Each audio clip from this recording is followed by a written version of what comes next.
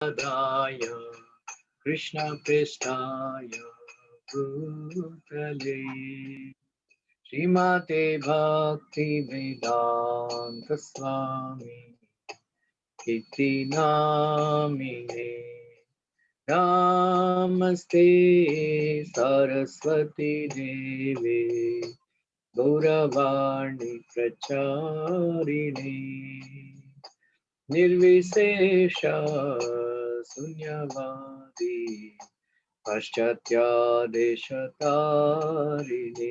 जय श्री कृष्ण चैतन्य प्रभु नित्यानंद श्री अद्वैता गदाधर श्रीवासादि गौर भक्तवृंद हरे कृष्णा कृष्ण कृष्णा हरे हरे हरे राम राम राम हरे हरे हरे कृष्णा कृष्ण कृष्णा हरे हरे हरे राम राम राम हरे हरे हरे कृष्णा कृष्ण कृष्णा हरे हरे हरे राम राम राम हरे हरे हरे कृष्णा कृष्ण कृष्णा हरे हरे हरे राम राम राम हरे हरे हरे कृष्ण कृष्ण कृष्ण हरे हरे हरे राम राम राम हरे हरे हरे कृष्ण कृष्ण कृष्ण हरे हरे हरे राम राम राम हरे हरे हरे कृष्ण कृष्ण कृष्ण हरे हरे हरे राम राम राम हरे हरे हरे कृष्ण कृष्ण कृष्ण हरे हरे हरे राम राम राम हरे हरे हरे कृष्ण कृष्ण कृष्ण हरे हरे हरे राम राम राम हरे हरे जय राधा रश्मि हरि राधा रश्मि हरि राधे जय प्रभुपदा जय प्रभुपदा निताय गौरा हरि बोल हरि बोल हरि बोल हरि बोल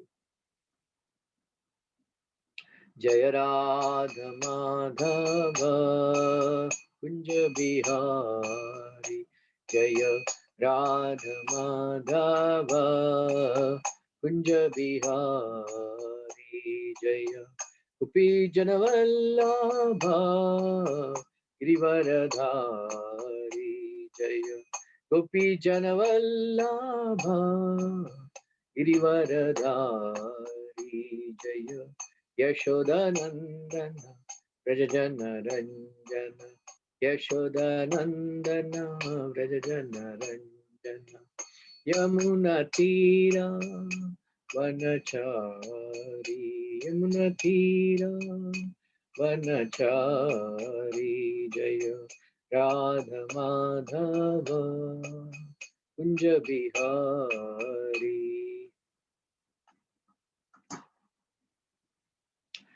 Jai Jai Shri Chaitanya.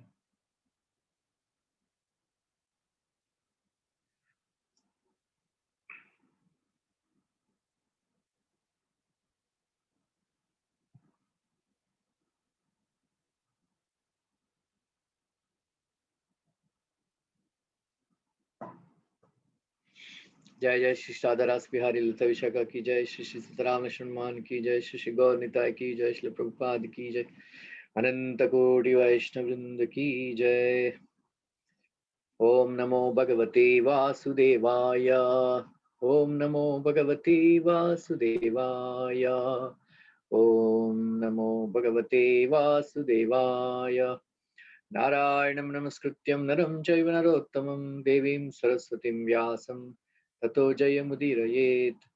नष्टप्रायेषु भद्रेषु नित्यं भागवत सेवया Bhagwati उत्तमश्लोके भक्तिर्भवति नैष्ठिकी।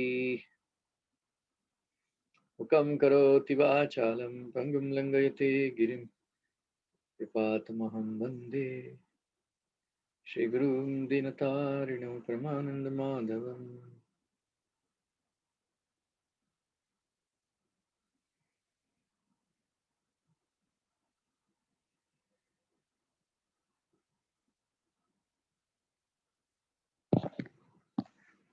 Reading from Srimad Bhagavatam, Canto 9, Chapter 10, text number 3.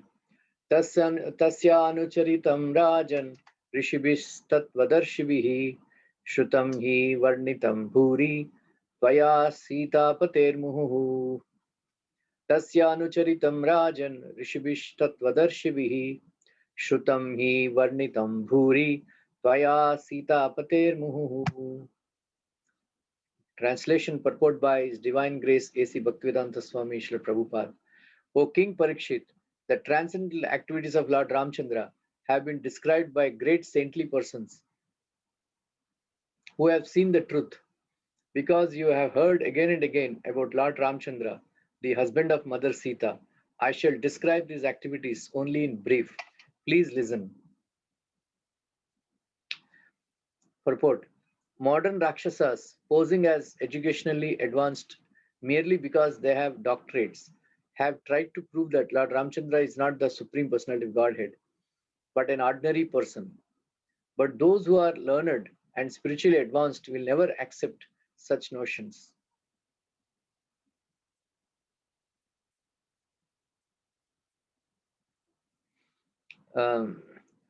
Will accept the description and his activities only as presented by Tattvadarshis. Those who know the absolute truth in Bhagavad Gita, the Supreme Personality of Godhead advises that Tadvidhi Pranipatena Pariprashnena Sevaya Upadekshanti Te Jnanam Jnaninas Tattvadarshinaha. Just try to learn the truth by approaching a spiritual master. Inquire from him submissively and render service unto him. The self-released soul can impart knowledge unto you because he has seen the truth. Unless one is Sattvadarshi, in complete knowledge of the absolute truth, one cannot describe the activities of the personality of Godhead. Therefore, although there are many so-called Ramayanas, there are histories of Lord Ramchandra's activities, some of them are not actually authoritative. Sometimes Lord Ramchandra's activities are described in terms of one's own imaginations, speculations, or material sentiments. But the characteristics of Lord Ramchandra should not be handled as something imaginary. While describing the history of Lord Ramchandra, Sukadeva Goswami told Maharaj Parikshit, "You have already heard about the activities of Lord Ramchandra. Apparently, therefore, 5,000 years ago, there were many Ramayanas or histories of Lord Ramchandra's activities, and there are many still. But we must select only those books written by Tattvadarshis. not the books of so-called scholars who claim knowledge only on the basis of doctorate. This is a warning by Sukadeva Goswami, Rishibhish Tattvadarshibhihi. Although the Ramayana composed by Valmiki is a huge literature, the same activities are summarized here by Sukadeva Goswami in a few verses. Om Ajnanatimirandasya Jnananjana Salakaya Chakshurunmilitam Yena Tasmai Shri Gurave Namaha. Jai Shri Krishna Chaitanya Prabhu Nityananda Shri Advaita Gadadara Shivasati Gaura Bhaktivinoda. Hare Krishna Krishna Krishna Hare Hare, Hare Ram Ram Ram Hare Hare. Gopijan Krishna గారు లేను అనుకుంటా. వేరే భక్తి Sastry exams అవుతున్నాయి ప్రభుజీ, దాన్ని conduct చేస్తున్నా. Okay, Ram కథ last week మనం రామనవమి కూడా మనం సెలబ్రేట్ చేసుకున్నాం. తర్వాత లాస్ట్ టైం ఏం చెప్పానంటే ఋష్యశృంగముని అయోధ్యకి రావడం, ఆ తర్వాత అతని ద్వారా అశ్వమేధ యజ్ఞం చేయించడం, తర్వాత పుత్రకామేష్టి యజ్ఞం చేయడం, తర్వాత ధన్వంతరి భగవంతుడు వచ్చి పాయసం ఇవ్వడం. ఆ పాయసాన్ని దశరథ్ మహారాజు అతను ముగ్గురు పెళ్ళాలతో పెళ్ళాలకి పంచి పెట్టాడు అనమాట. మొట్టమొదట ఫస్ట్ హాఫ్ అర్ధ భాగం కౌశల్యకి ఇచ్చారు. ఆ తర్వాత 2 పోర్షన్స్ సుమిత్రకి ఇచ్చాడు. ఒక పోర్షన్ భరత్ కైకేయికి ఇచ్చారు అనమాట. సో తర్వాత వాళ్ళందరూ కూడా గర్భవతులు అయ్యారు, ముగ్గురు కూడా. సో గర్భవతి అయ్యి కౌశల్యాదేవి 12 నెలలు రాముణ్ణి కడుపులో పెంచింది అనమాట. సో 12 నెలలు. సో అందరికీ కూడా యూజువల్ గా సాధారణంగా మన పిల్లలందరూ కూడా 9 నెలల తర్వాత పుడతారు. కానీ కౌశల్య ధరించేది ఎవరంటే సాక్షాత్ పూర్ణపురుషోత్తం భగవంతుడిని. కాబట్టి ఇది ఒక అసాధారణమైనటువంటి లీల అనమాట. సో 12 నెలలు కడుపులో ఉంచుకుందనమాట. ఆ తర్వాత చైత్రమాసంలో శుక్లపక్షంలో సో పునర్వసు నక్షత్రం నవమి రోజు రామచంద్ర భగవంతుడు జన్మించాడు అనమాట. సో అప్పుడు అతను ఆవిడ 12 నెలలు ఎలా కడుపులో పెంచి సో ఎలా ప్రసవించింది అంటే ఒక ఆర్ట్ ఆఫ్ డివోషన్, భక్తి మార్గం ద్వారా ఎంతో భక్తి చేయడం వల్ల పూర్ణపురుషోత్తం భగవంతుడే రామచంద్రుడు కౌశల్యాదేవి గర్భంలో నివసించాడు అనమాట. సో ఇది చాలా దివ్యమైనటువంటి లీల. తర్వాత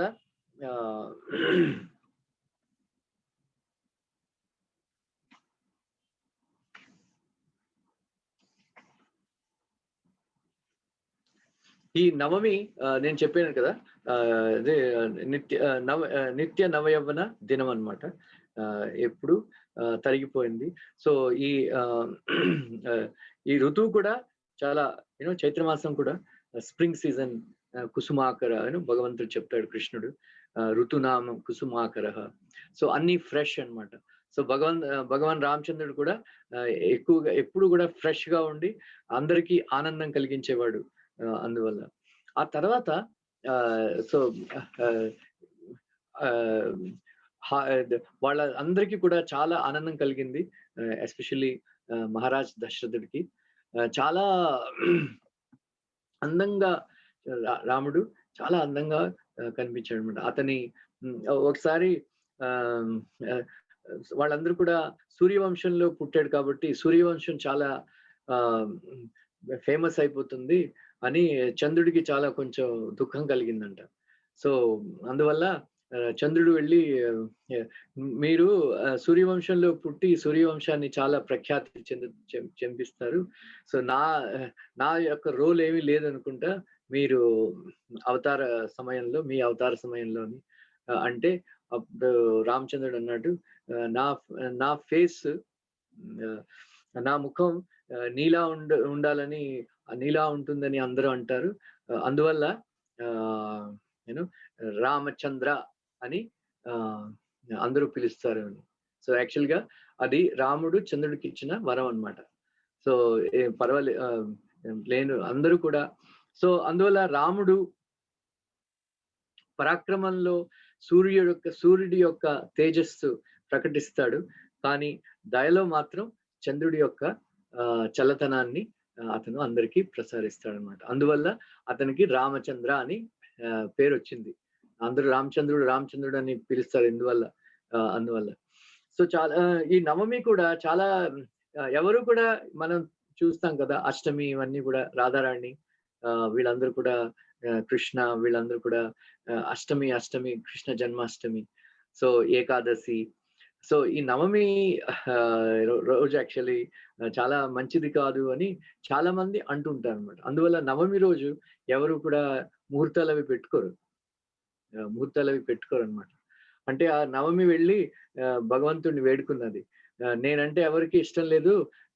నవమి రోజు ఎవరు పూజలు పునస్కారాలు అవి చేయరు, ముహూర్తాలు పెట్టుకోరు. అందువల్ల నవమి అశుభం అయిపోయింది అని అంటే అప్పుడు భగవంతుడు చెప్పాడు, పర్లేదు నేను నీ కోరిక తీరుస్తాను. నేను నవమి రోజు నేను పుడతాను, జన్మిస్తాను. అందువల్ల రామనవమి అని అందరూ ఫేమస్ అయిపోయింది అనమాట. సో సీతాజీ కూడా నవమి రోజే ప్రకటన అవుతుంది. సో సీతానవమి అని. సో ఈ రామనవమి రోజు యాక్చువల్‌గా ఎంత శుభమైన దినం ఏమంటే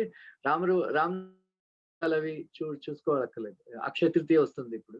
అక్షయ తృతీయలో రోజున ముహూర్తాలు అవి చూసుకోక్కర్లేదు. అలాగే రామనవమి కూడా అలాగే ఏం మంచి పని చేయాలనుకున్నా రామనవమి రోజు ముహూర్తం చూడకుండా చేసుకోవచ్చు అనమాట. అలాగా రాముడు ఆ దినాన్ని చాలా ప్రత్యేకంగా చేశాడనమాట.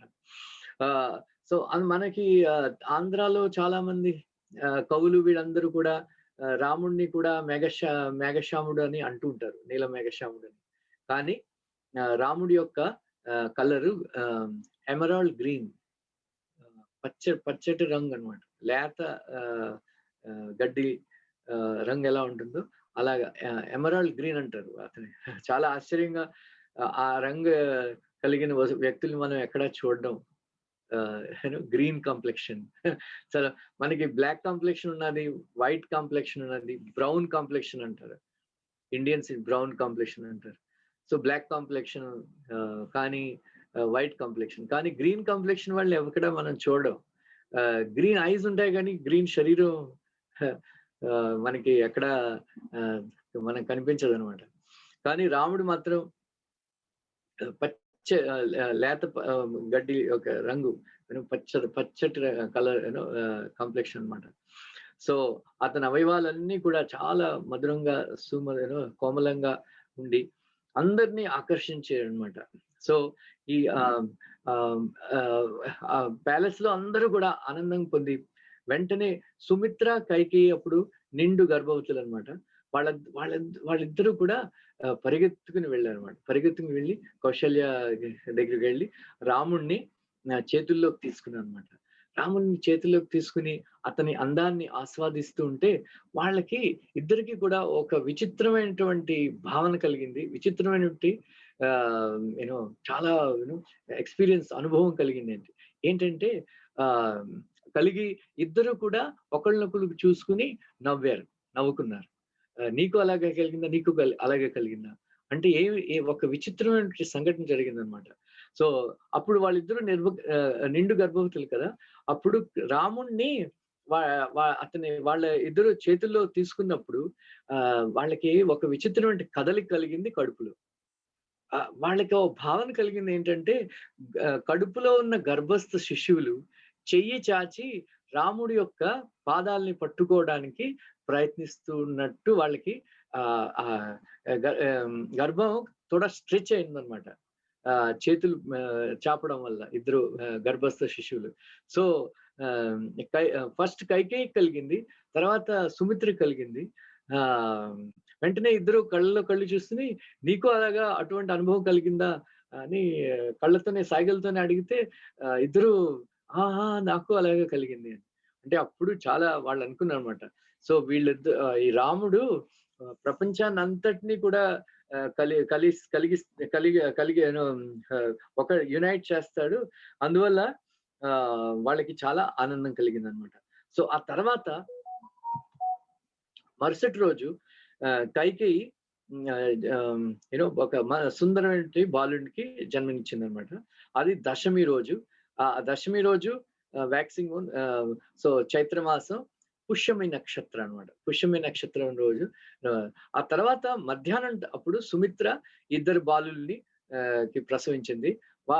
అశ్లేష నక్షత్రం అశ్లేష నక్షత్రం అశ్లేష నక్షత్రం అధిష్టాన దేవత ఏంటంటే సర్పం అనమాట, అనంతశేష్. సో ఆ తర్వాత దశరథ్ మహారాజు చాలా ఆనందం కలిగి, యాక్చువల్ గా దశరథ్ మహారాజు ఒక తండ్రిలా అందరినీ పాలిస్తుండడం వల్ల అతని దుఃఖం ప్రజల దుఃఖం అయిపోయింది, అతని ఆనందం ప్రజల ఆనందం అయిపోయింది అనమాట. సో ఇన్ని సంవత్సరాల నుంచి ప్రజలందరూ కూడా ఏ విధమైనటువంటి ఫెస్టివల్స్ అవి సెలబ్రేట్ చేసుకోవడం మానేశారు. ఎందుకంటే దశరథ్ మహారాజు చాలా దుఃఖంగా ఉండేవాడు, పిల్లలు పుట్టలేదని. ఇప్పుడు అందరూ కూడా దశరథ్ మహారాజుకి పిల్లలు పుట్టారు అని తెలిసిన వెంటనే అందరూ కూడా ఆనందంతో సెలబ్రేట్ చేయడం ఉత్సవాన్ని నెరవేరుస్తారు అనమాట. సో ఎందుకంటే ఆ తర్వాత ఈ సంగీతకారులందరూ కూడా ఎంతో చక్కగా సంగీతం వాయిస్తూ ఎంతో ఆనందం కలిగిస్తుంది అనమాట. సో ప్రజలందరూ ఎంతో ఆనందించి వాళ్ళకి ముత్యాలు, బంగారం ఇవన్నీ కూడా దానం ఇవ్వడం మొదలు పెట్టారు అనమాట. సో దశరథ్ మహారాజు ఎంత ఆనందించాడంటే 7 సంవత్సరాల వరకు నో ట్యాక్స్ కలెక్షన్ ఉన్నాడు. సో ప్రజల నుంచి ట్యాక్స్ తీసుకోవడం మానేసి 7 సంవత్సరాలు. ఆ తర్వాత అతని కోశాగారం అంతా ఓపెన్ చేసేసి ఎవరికి ఏం కావాలో తీసుకోవచ్చని ప్రకటించాడు అనమాట. అంత కానీ నేను మొదట్లో చెప్పాను కదా, ఎవరు తీసుకునే వాళ్ళు కాదు. కానీ దశరథ మహారాజ్ అందరినీ పిలిచి అందరికీ దానాలు ఇవ్వడం మొదలుపెట్టాడు. అదే తీసుకో, మనం యూనో మనలో మనం ఇప్పటిలా కాకుండా. సో ఆ ఖైదీలందరినీ కూడా విడిచిపెట్టిస్తాడు. గేట్స్ అన్ని ఓపెన్ చేసి మీరు వెళ్ళిపోండి. తర్వాత సైనికులకి ఏ విధమైనటువంటి ఆయుధాలని ఉపయోగించకూడదు అని ప్రకటన చేసి, తర్వాత అయోధ్యలో ప్రతి మందిరం చాలా సుందరంగా అలంకరించబడి ఎన్నో మంచి వేడుకలు అవి చేశారనమాట. ఆ తర్వాత నామకరణ సెరమనీ అనమాట. సో నేను మొదటి రోజు నేను చెప్పాను కదా, ఆ రోజు మనం డిస్కస్ చేసుకున్నాం పురోహితుడు ఎంత. సో వశిష్ఠ ముని బ్రహ్మర్షి అయిన తర్వాత కూడా పురోహితుడు ఎందుకు అయ్యాడు, రైట్? సో నేను చెప్పాను కదా, ఆ రోజు పురోహితుడు అంటే బ్రాహ్మణులకి అతి నికృష్టమైనటువంటి ఉపాధి అనమాట పురోహితుడు అవ్వడం, రైట్? సో ఈ బ్రాహ్మణుల్లో అత్యంత పెద్ద పదవి ఏమిటంటే బ్రహ్మర్షి. అఫ్ కోర్స్ బ్రహ్మర్షి తర్వాత వైష్ణవు. సో కానీ వశిష్ఠముని బ్రహ్మర్షి అయిన తర్వాత కూడా పురోహితుడు ఎందుకు అయ్యాడు? గర్గముని కూడా మనం చూస్తుంటాం కదా, చాలా మంది బ్రాహ్మణులు వచ్చి మంత్రాలు అవి చదువుతుంటారు. వాళ్ళని అడగండి మంత్రాలకి అర్థం ఏమిటని, వాళ్ళు ఎవ్వరు కూడా చెప్పలేరు. సో చాలా మంది సహస్ర శీర్ష పురుష సహస్ర సహస్రపాత్ ఇవన్నీ మంత్రాలు పురుష సూక్తం అది చదువుతూ ఉంటారు. వాళ్ళని అడగండి, మన ఇస్కాన్ డివోటీస్ కూడా వాళ్ళని అడగండి, వాళ్ళు అర్థం అడిగితే వాళ్ళు చెప్పలేరు. ఎందుకంటే చాలా మంది అదే మన బ్రాహ్మణులకే కాదు, ఆ పెద్ద పెద్ద ఋషులకి మునులకి కూడా ఈ వేద మంత్రాలకి అర్థాలు తెలియవు. వాళ్ళు ఏదో గురువు గారి దగ్గరికి వెళ్ళి నేర్చుకుని మళ్ళీ గుర్తు పెట్టుకుని మంత్రాలు చదవడం తప్ప వాళ్ళకి మంత్రం అర్థాలు చదవరు. సో కానీ కొంతమంది ఋషులకి మాత్రం ఈ వేద మంత్రాలు అర్థాలు అన్నీ తెలుసు అనమాట. అటువంటి ఋషులు ఎవరంటే మార్కండేయ ఋషి, గర్గముని, వశిష్ఠముని, వ్యాసముని, జైమిని ముని, ఇలాగ కొంతమంది వేద మంత్రాల యొక్క అర్థాలు వాళ్ళకి తెలిసిన ఉంటారు. సో అటువంటి గర్గముని ప్రభుపాద్ చాలా ప్రశంసిస్తారు. మనందరి జాతకాలు అతనికి తెలుసు. ఒక గర్గ సంహిత అని మనం మన పూర్వజన్మల్లో మనం ఏ జన్మ ఎత్తామో అన్ని ఆ వివరాలు గర్గ సంహిత చదివితే అర్థమవుతుందని ప్రభుపాద్ కూడా చెప్పారు. తర్వాత అటువంటి గర్గముని చంద్రవంశం యదువంశానికి పురోహితుడైపోయాడు. వశిష్ఠముని బ్రహ్మర్షి అయిన తర్వాత కూడా యూనో ఈ రఘువంశానికి పురోహితుడైపోయాడు. ఎందుకో తెలుసా?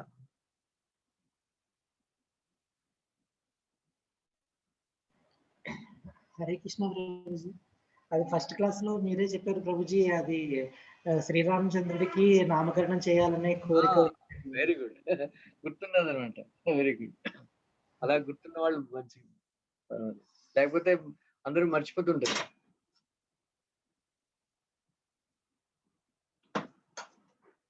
యా.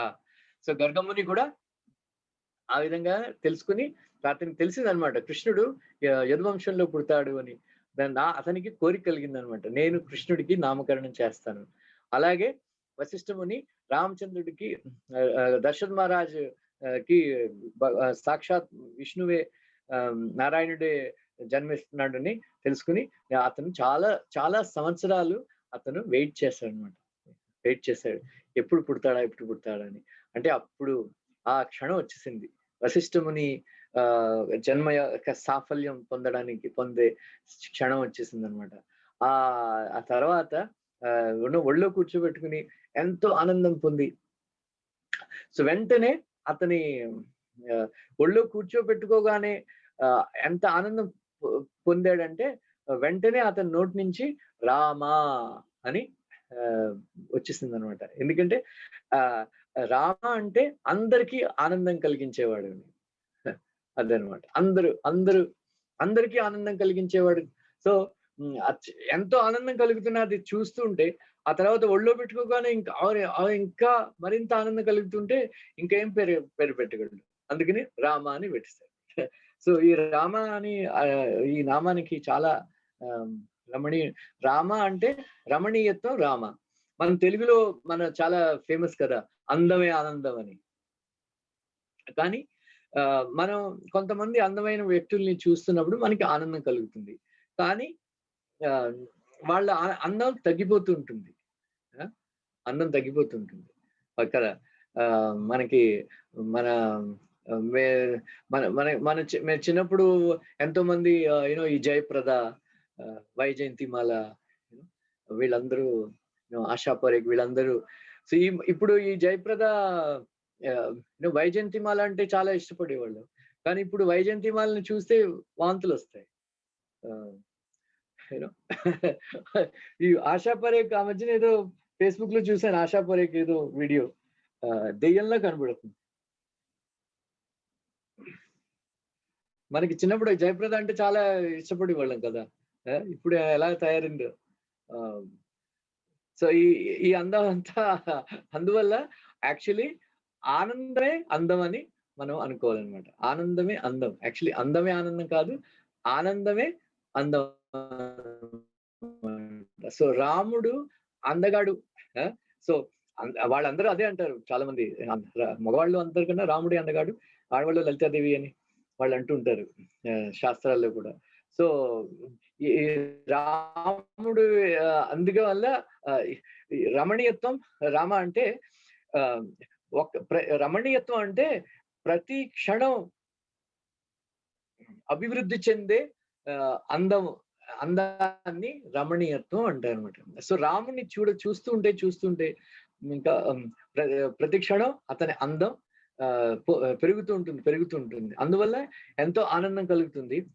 ఎంత అందగాడంటే ఋషులై మగవాళ్ళై ఉండి కూడా ఈ దండకారణ్య ఋషులు రాముడిని చూస్తే వాళ్ళకి శృంగార భావం కలిగి రాముడితో చెప్తే అప్పుడు రాముడు అన్నాడు, ఈ జన్మలో నేను ఏకపత్ని వ్రతుడిని, మళ్ళీ జన్మలో కృష్ణుడిగా అవతరించినప్పుడు మీరందరూ కూడా గోపికలుగా పుట్టి నాతో నృత్యం చేస్తారని అతనికి వాళ్ళకి వరం ఇస్తారనమాట. సో అందువల్ల గోపికలు కొంతమంది వాళ్ళని మునిచారి గోపికలు అంటారు అనమాట. ఈ దండకారణ్య ఋషులే గోపికలుగా పుట్టి కృష్ణుడితో నృత్యం చేస్తారు అనమాట. సో అది వాళ్ళని మునిచారి గోపికలు అంటారు. మునిచారి గోపికలు, శృతిచారి గోపికలు, ఇలాగా చాలా మంది సాధన సిద్ధ గోపీస్, ఈయన చాలా రకాల గోపికలు ఉంటారు అనమాట. సో అందువల్ల అది రామ. రామ చాలా అర్థాలు ఉన్నాయి. రా మా రామ, రా ఆ ఆర్ మా, ఈ 3 అక్షరాలుగా మనం విభజిస్తే రకారం అగ్ని బీజకం, అకారం సూర్య బీజకం, మకారం చంద్ర బీజకం. సో రకారం, సో మన వాక్కు అగ్ని అన్నమాట. సో మన వాక్ అన్నమాట. వాక్కుకి అగ్ని దేవత అధిష్టాన అగ్ని అధిష్టాన దేవత. సో కళ్ళకి మన శరీరానికి సూర్యుడు అధిష్టాన దేవత. తర్వాత మన మనస్సుకి చంద్రుడు అధిష్టాన దేవత. సో మనం ఎప్పుడైతే రామ అని ఎప్పుడైతే మంత్రం ఉచ్చారిస్తామో మనస వాచ కర్మణ, సో ఈ ముగ్గురు దేవతలు మన మనస వాచ కర్మణ, సో వెంటనే పనిచేసి ఈ మూడింటిని కూడా పవిత్రం చేసేస్తారు అనమాట. సో పవిత్రం చేసేసి మనం ఎప్పుడు చెప్తుంటాను కదా, మనస వాచ కర్మణ కృష్ణుడి సేవలో మనం వినియోగించాలని. ఈ మూడింటిని కూడా mind body mind and words, BMW, body mind and words.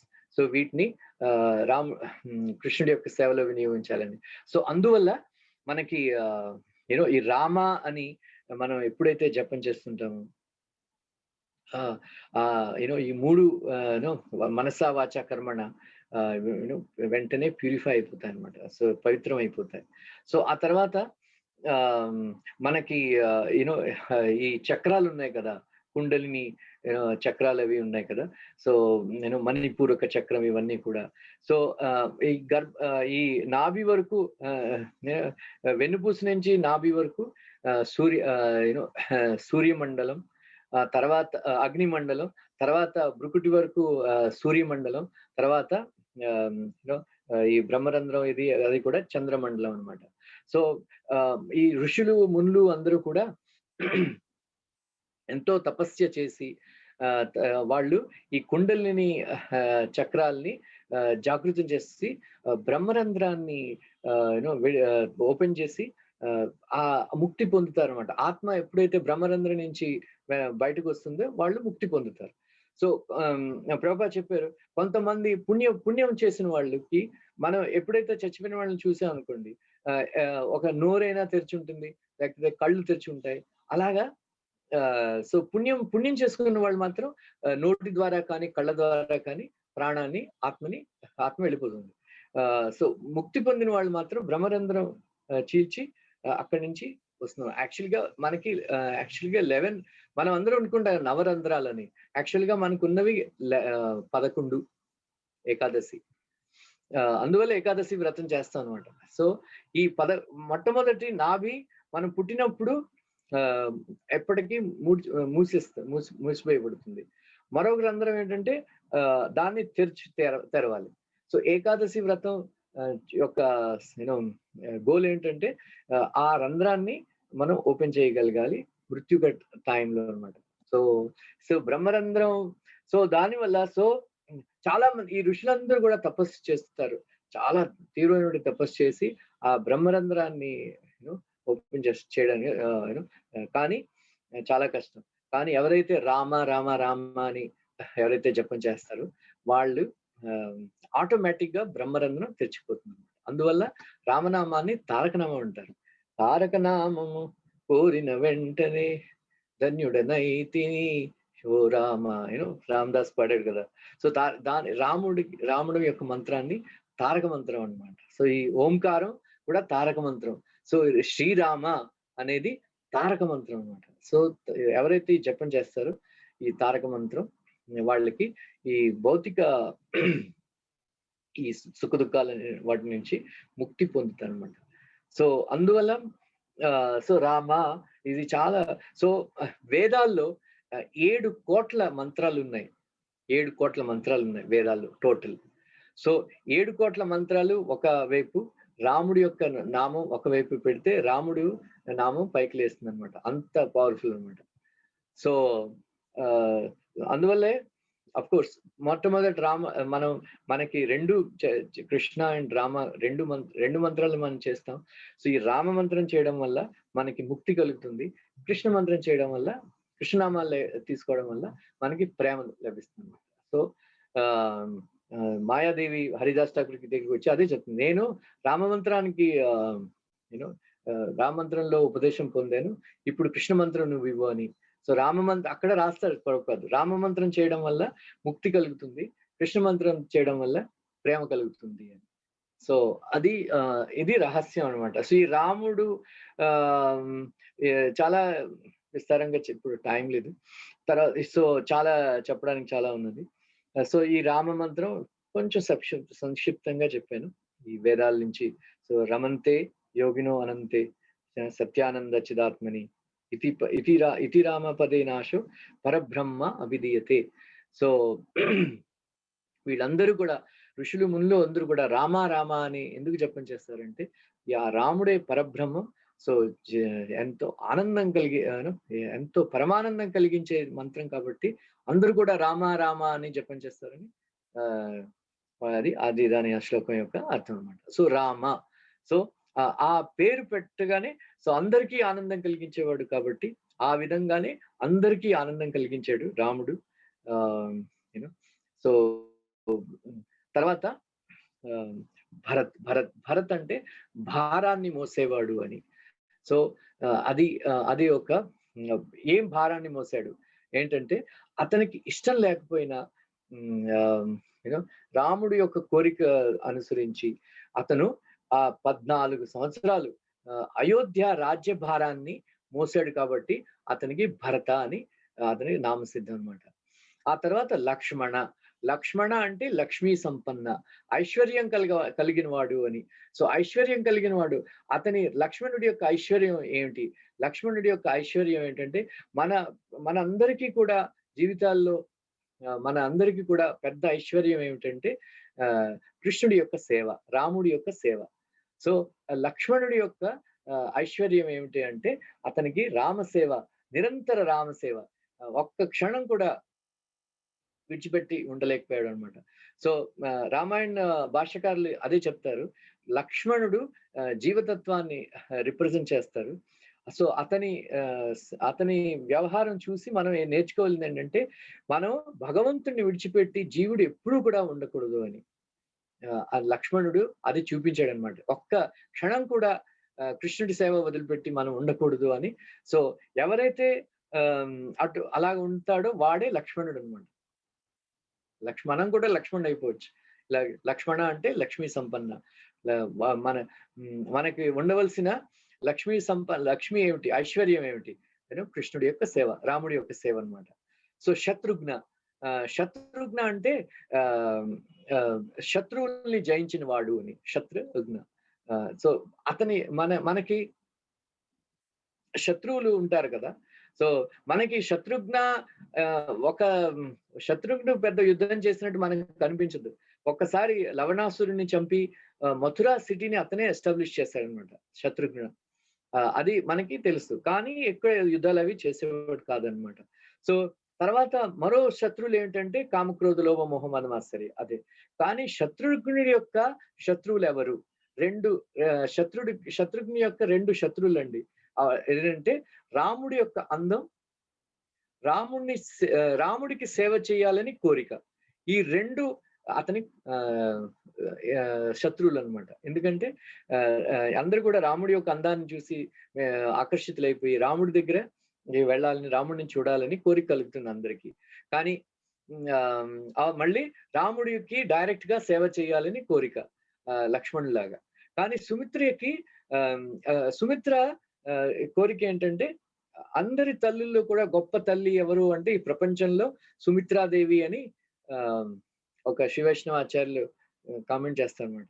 So ఎందుకంటే సుమిత్రకి ఏ విధమైన మమకారం లేకుండా రాముడు వెళ్తూ ఉంటే, అరణ్యానికి వెళ్తుంటే, నువ్వు అరణ్యమే అయోధ్య అనుకో, రాముడు దశరథుడు అనుకో, సీత నేను అనుకో, నువ్వు వెళ్ళు గచ్చ లక్ష్మణ, వెళ్ళి ఇద్దరు సేవ చెయ్యి, నా గురించి ఏం బెంగపెట్టి ఆలోచించు. కానీ ప్రతి ఒక్క తల్లి ప్రపంచంలో అలా ఉండాలి అని అంటారు అనమాట. ప్రతి ఒక్క తల్లి సుమిత్రలా ఉండాలి అని. ఆ సుమిత్ర యొక్క పుత్రులు అనమాట. ఆవిడ ఒకడిని రాముడికి సేవలో వినియోగించింది, మరొకడిని శత్రుఘ్ని నువ్వు భరతుడి సేవ చెయ్యని, ఎప్పుడు భరతుడితో ఉండు అని. అదనమాట. సో శత్రుఘ్న అంటే ఇద్దరు శత్రువుల్ని జయించాడు కాబట్టి, సో రాముడి యొక్క అందం, రాముడి సేవ చేయాలని కోరిక, ఈ రెండింటినీ కూడా జయించి ఎప్పుడు భరతుడి సేవలో అయ్యాడు. అందువల్ల అతన్ని శత్రుఘ్న అని అంటారన్నమాట. సో మరో ఫిలాసాఫికల్ పాయింట్ ఏంటంటే, రామ మనకి ఉన్నాయి ధర్మ, అర్థ, కామ, మోక్ష. సో ఈ రాముడు ధర్మాన్ని రిప్రజెంట్ చేస్తాడు, లక్ష్మణుడు అర్థాన్ని రిప్రజెంట్ చేస్తాడు, శత్రుఘ్నుడు కామ, భరత్ మోక్ష. సో లక్ష్మణుడు రాముడితో ఉండడం, ఎప్పుడు రాముడితో ఉండడం అంటే దాని అర్థం ఏమిటంటే, మనం అర్థం అంటే మన ధనాన్ని మనం ఎప్పుడైతే సంపాదించేది ఎప్పుడు కూడా ధర్మ మార్గం ద్వారానే సంపాదించాలి. ఆ ధర్మాన్ని పెంపొందించడానికే మనం ఈ అర్థాన్ని వినియోగించాలి అని దాని అర్థం అన్నమాట. సో కామం అంటే కోరిక. ఆ కోరిక ఎప్పుడంటే ఎప్పుడు మోక్షాన్ని మనం పొందాలి అని కోరికతోనే మనం ఎప్పుడు కూడా అన్ని కూడా మనం పనులు చేయాలి కాబట్టి దాన్ని. సో శత్రుఘ్నుడు ఎప్పుడు కూడా భరతుడితో ఉంటాడు. కామం కామం, మోక్ష కామం, తర్వాత అర్థం ఎప్పుడు కూడా ధర్మం, అది ఒక అర్థం అన్నమాట. సో అలాగా నామకరణం చేసి చాలా ఎంతో ఆనందంగా ఉన్నారు. ఆ తర్వాత ఒక విచిత్రమైనటువంటి లీల ఒకటి జరిగిందనమాట. ఏంటంటే దాన్ని ఒకసారి తల్లులందరూ కూడా కూర్చుంటే పిల్లల్ని ఉయ్యాల్లో పెట్టారనమాట. ఉయ్యాల్లో పెడితే అందరూ నలుగురు కూడా చాలా గట్టిగా ఏడుస్తున్నారు. ఏం చేసినా సరే ఏడవడం ఆపలేదనమాట. సో ఆకపోతే వాళ్ళు వెంటనే వశిష్ఠ మునిని పిలిపించారు. వశిష్ఠ ముని, గురుదేవ్ ఇలాగా ఏడుపు ఆపట్లేదు అని. అంటే అప్పుడు వశిష్ఠుడికి బ్రహ్మర్షి కదా, కొంత జ్ఞానం కలిగి వెంటనే ఏం చేశాడనమాట, లక్ష్మణుడి యొక్క ఉయ్యాల రాముడి యొక్క ఉయ్యాల దగ్గరికి పెట్టాడు అనమాట. సో తర్వాత శత్రుఘ్నుడి యొక్క ఉయ్యాల భరతుడి దగ్గర పెట్టాడు. పెడితే అప్పుడు కొంచెం ఏడుపు తగ్గించారు, కానీ ఏడుపు మానలేదు. ఆ తర్వాత వశిష్ఠుడు మళ్ళీ ఆలోచించాడు ఏం చేయాలి అని. అంటే ఆ ఉయ్యాల్లో కొంచెం స్పేస్ తక్కువ ఉన్నా సరే వెంటనే లక్ష్మణుని తీసుకెళ్లి రాముడు ఉయ్యాల్లో పెట్టిస్తాడు. శత్రుఘ్నుని తీసుకుని భరతుడు ఉయ్యాల్లో పెట్టిస్తే వెంటనే కొంచెం ఇరుగ్గా ఉన్నా సరే ఇద్దరు పిల్లలు వెంటనే నవ్వడం మొదలు పెట్టారు. చిరునవ్వు పెడుతుంటే అప్పుడు అర్థమైంది లక్ష్మణుడు ఎప్పుడు కూడా రాముడితో ఉంటాడు, శత్రుఘ్నుడు ఎప్పుడు భరతుడితో ఉంటాడు అని. సో విచిత్రమైనటువంటి లీల అన్నమాట ఇది. సో చిన్నప్పటి నుంచే వాళ్ళు వెంటనే ఆ విధమైనటువంటి మమకారం, ఆసక్తి ఒకరి పట్ల ఒకళ్ళు. సో రాముడికి కౌశల్య ఎప్పుడు ఏ విధంగా మంచి మంచి మిఠాయిలు ఇచ్చినా సరే లక్ష్మణుడితో పంచుకోకుండా ఎప్పుడు రాముడు తినేవాడు కాదు. రాముడు ఎక్కడికి వెళ్ళినా సరే లక్ష్మణుడు అతని నీడలా వెంటబడి ఉండేవాడు అనమాట. సో అలాగే శత్రుఘ్నుడు కూడా భరతుడితో అలాగ ఉండేవాడు. సో వాళ్ళు ఈ నలుగురు అన్నదమ్ముల అనురాగం, అనుబంధం చూసి చాలా ఆనందం పొందారనమాట వాళ్ళు, తల్లిదండ్రులందరూ కూడా. ఆ తర్వాత కొంచెం 4-5 సంవత్సరాలు అయిన తర్వాత విద్యాభ్యాసానికి దశరథ మహారాజు వశిష్ఠ ముని ఆశ్రమానికి తీసుకెళ్ళారనమాట.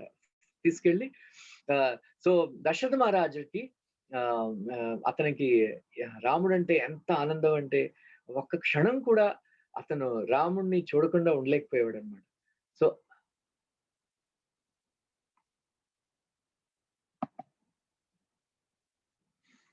ఒక్క క్షణం కూడా రాముడిని చూడకుండా ఉండలేకపోయేవాడు అనమాట. సో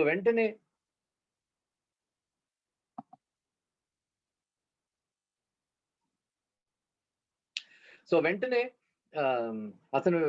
అతని దగ్గరికి వెళ్ళి రాజ్యభారాలని పాలనవి వదిలిపెట్టేసి అతను వెళ్ళాడు అనమాట వశిష్ఠ ముని ఆశ్రమానికి. వశిష్ఠ ముని చాలా ఆనందించాడు. రాముడు, లక్ష్మణుడు, భరత శత్రువులకి విద్యాభ్యాసం చేయాలని నాకు ఈ కోరిక కలిగింది అని. అంటే అతను వెంటనే దశరథ్ మహారాజ్ చెప్పాడు, నువ్వు వెంటనే. సో దశరథ్ మహారాజుకి చాలా ఉత్సాహంగా ఉన్నదనమాట. నేను రాముడు ఎలాగ విలువిద్య అది ఎలా నేర్చుకుంటాడో, వేదాలు అవి ఎలా నేర్చుకుంటాడో నా కళ్ళతో నేను చూస్తాను. ఈ ఊ ఎలా నేర్చుకుంటాడో ఇవన్నీ నేను నా కళ్ళతో చూస్తాను. అవసరమైతే నేనే అతనితో ఇవన్నీ నేను రాయిస్తాను అని మనసులో చాలా ఎంతో ఆలోచనలు ఆనందంతో ఉప్పొంగిపోతున్నాడు అనమాట. ఉప్పొంగిపోతూ ఉంటే వశిష్ఠుడు వచ్చి, now you get it from me. So అంటే దశరథ్ మహారాజ్ అర్థం కాలేదు. ఏం గురుదేవ్ ఏంటి అలా అంటున్నారు? నేను just get out from here అంటే అదేమిటి సాధారణం కదా, సాధారణంగా తండ్రి కొడుకు విద్యాభ్యాసం అది చేస్తుంటే చూస్తాడు కదా, మీరేమిటి అలా నన్ను గెట్ అవుట్ అంటున్నారంటే అన్నాడు, ఇట్ ఈస్ సాధారణ శిష్యులకి సాధారణ నియమాలు అవి అవలంబిస్తారు. కానీ మీ కొడుకు అసాధారణ కొడుకు కాబట్టి వాడికి కూడా అసాధారణమైనటువంటి నియమాలే అవలంబించాలి. అందువల్ల యు గెట్ అవుట్ అని. అంటే అప్పుడు ఇంకా దశరథ్ మహారాజ్ గురువు గారితో ఎలాగ ఆర్గ్యూ చేస్తాడు. అందువల్ల అతను వెంటనే వెళ్ళిపోయాడు. సో దానికి కారణం ఏంటంటే అతనికి తెలుసు రాముడు భగవంతుడు అని. అందువల్ల అతనికి చాలా కోరిక కలిగిందనమాట. సో విద్యాభ్యాసం మొదలుపెట్టే ముందు రాముడికి నమస్కారం పెట్టి ప్రదక్షిణ చేసి అతన్ని ఒక ఆశీర్వాదం పొంది, హే భగవంతుడా, నీ ద్వారానే అందరికీ కూడా జ్ఞానం కలుగుతుంది. అటువంటిది నీకు నేను జ్ఞానం ఇవ్వడం ఏంటి, కానీ గుస్తాఫీ మాఫ్ అంటారు కదా, నన్ను క్షమించు అని అంటే అని వెంటనే రాముడికి ప్రదక్షిణ చేసి నమస్కారం పెట్టి అతని ఆశీర్వాదం పొంది, నేనే ఈ జ్ఞానం అంతా కూడా ఇచ్చింది నువ్వే, ఇన్ని సంవత్సరాలు భారం మోసేను ఈ జ్ఞానం యొక్క, మళ్ళీ నువ్వే తీసేసుకో అని ప్రార్థించి మనం నమస్కారం పెట్టి విద్య నేర్పించడం మొదలు పెట్టాడు అనమాట. అది దాని యొక్క. సో కృష్ణుడు మీకు గుర్తుందో లేదో, కృష్ణుడు సందీపుని ముని దగ్గరికి ఎందుకు వెళ్ళాడు విద్యాభ్యాసం చేసి? అతను శైవైట్ అనమాట. ఉజ్జయిన్లో అందరికి తెలుసు కదా మీకు, మహాకాళేశ్వర్ భక్తుడు అనమాట. అటువంటి శైవైట్ దగ్గరికి కృష్ణుడు విద్యాభ్యాసానికి ఎందుకు వెళ్ళాడు? ఎవరు గుర్తుందా? నేను చెప్పాను.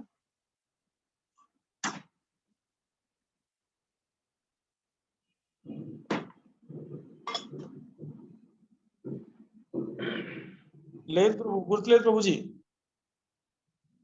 బాయ్. సో యాక్చువల్గా విశ్వనాథ్ ఠాకూర్ చెప్తారు అనమాట, కృష్ణుడు శైవైట్ దగ్గరికి ఎందుకు వెళ్ళాడంటే అతనికి విద్య నేర్చుకోవాలి. ఓ రసం, కృష్ణుడు రసరాజు కదా, ఆ రసాన్ని అనుభవించాలని అతను అనుకున్నాడు. అందువల్ల నేను వైష్ణవ గురువు దగ్గరికి వెళ్తే వాళ్ళు వెంటనే నన్ను గుర్తిస్తారు, నేను భగవంతుడిని అని వాళ్ళు సంకోచిస్తారు, శిష్యుల్లా ట్రీట్ చేయరు, భగవంతుడని గౌరవించడం మొదలు పెడతాడు. అందువల్ల ఆ శిష్యుడి యొక్క ఆ రసాన్ని అనుభవించడానికి శైవైట్ గురువు దగ్గర వెళ్ళి, ఎందుకంటే అతనికి తెలియలేదు పాపం సందీపుని మునికి ఇతనే భగవంతుడని, ఎందుకంటే శైవైట్ కదా. అందువల్ల అతని శైవైట్ దగ్గరికి వెళ్ళాడని. ఆ తర్వాత అతనికి 64 రోజుల్లో 64 విద్యలు నేర్చేసుకుంటే ఆర్ట్స్ 64 కళలు 64 అంటారు కదా, ఈ 64 ఆర్ట్స్ 64 రోజుల్లో నేర్చేసుకుంటే అప్పుడు ఏమిటి ఇతను సాధారణ బాలుడు కాదు, భగవంతుడే అనుకుంటా. అందువల్లే అతను గురుదక్షిణ అడిగాడు అనమాట, మా కొడుకు చచ్చిపోయి తీసుకురా అని. అసాధారణ తర్వాత తెలిసింది పాపం. అందువల్ల సో ఒకసారి వాళ్ళు ఆడుకుంటూ ఉంటే ఈ కౌశల్య కైకే వీళ్ళందరూ కూడా వచ్చారు.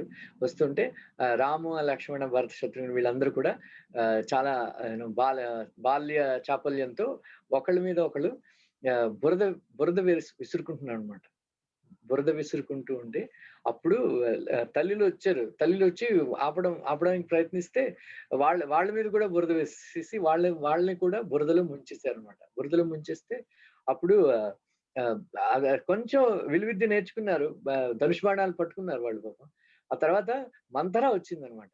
సో మంతరా వస్తే రాముడు ఆ గుంది కదా, గుందని చూసి కొంచెం దాన్ని ఆట పట్టించాలని ఒక బురద బాల్ని బంతిని బురదని బంతిలా చేసి యూనో బాణం మీద పెట్టి వేస్తాడు అనమాట, బాణం వేస్తాడు అనమాట. బాణం వేస్తే అది వెళ్ళి ఆ బంప్ ఉంటుంది కదా గుని, ఆ దాని మీద పడి వెంటనే పేలిపోయినట్టు అయిపోయి వెంటనే దాని పూరా బురదలో తడి చేసేస్తాడు.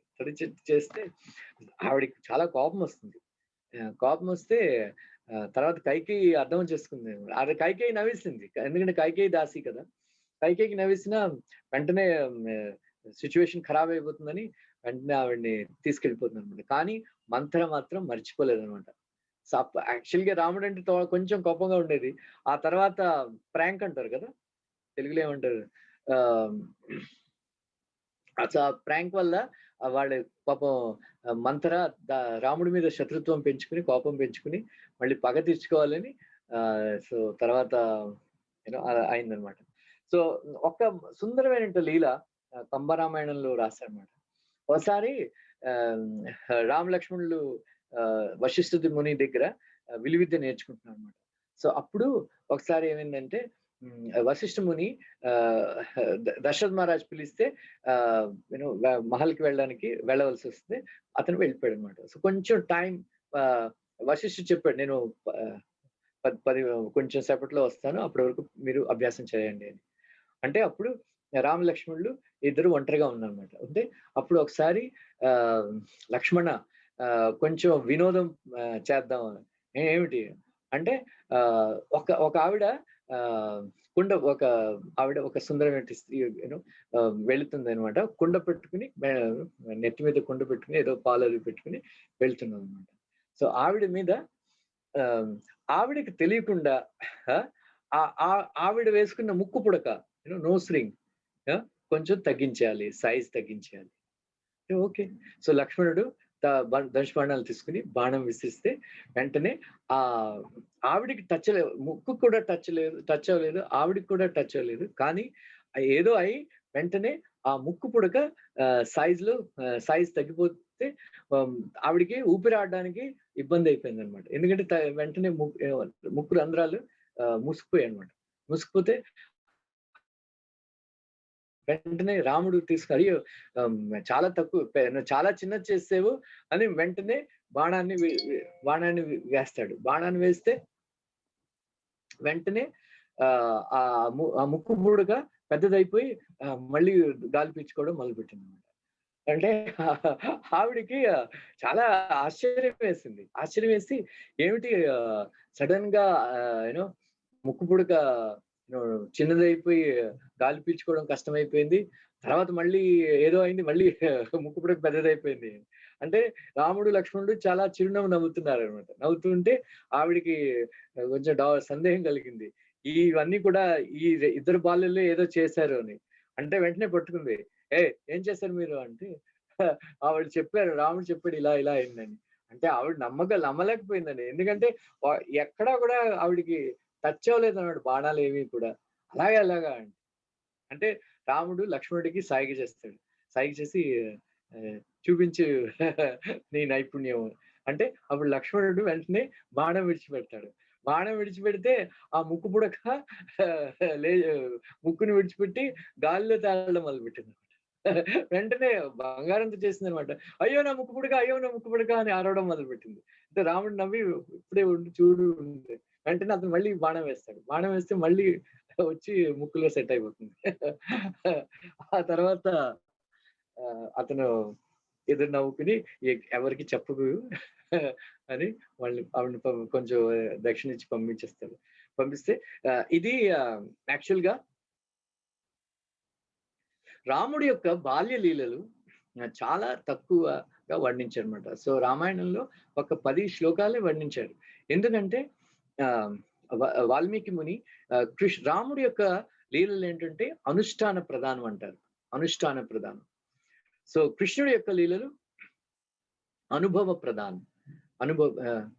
యూనో సో రాముడు అనుష్ఠానం అంటే మనం మంగళారతి లేవడం ఇవన్నీ కూడా అభ్యాసం చేయడం అనమాట. సో రాముడు మనకి అనుష్ఠానం నేర్పించడానికి వచ్చాడు అనమాట. సో అభ్యాసం మన భక్తి యోగం అభ్యాసం ఎలా చేయాలి, సాధన ఎలా చేయాలి అందువల్ల రాముడి యొక్క అతని అనుచరణలు చేయాలన్నమాట.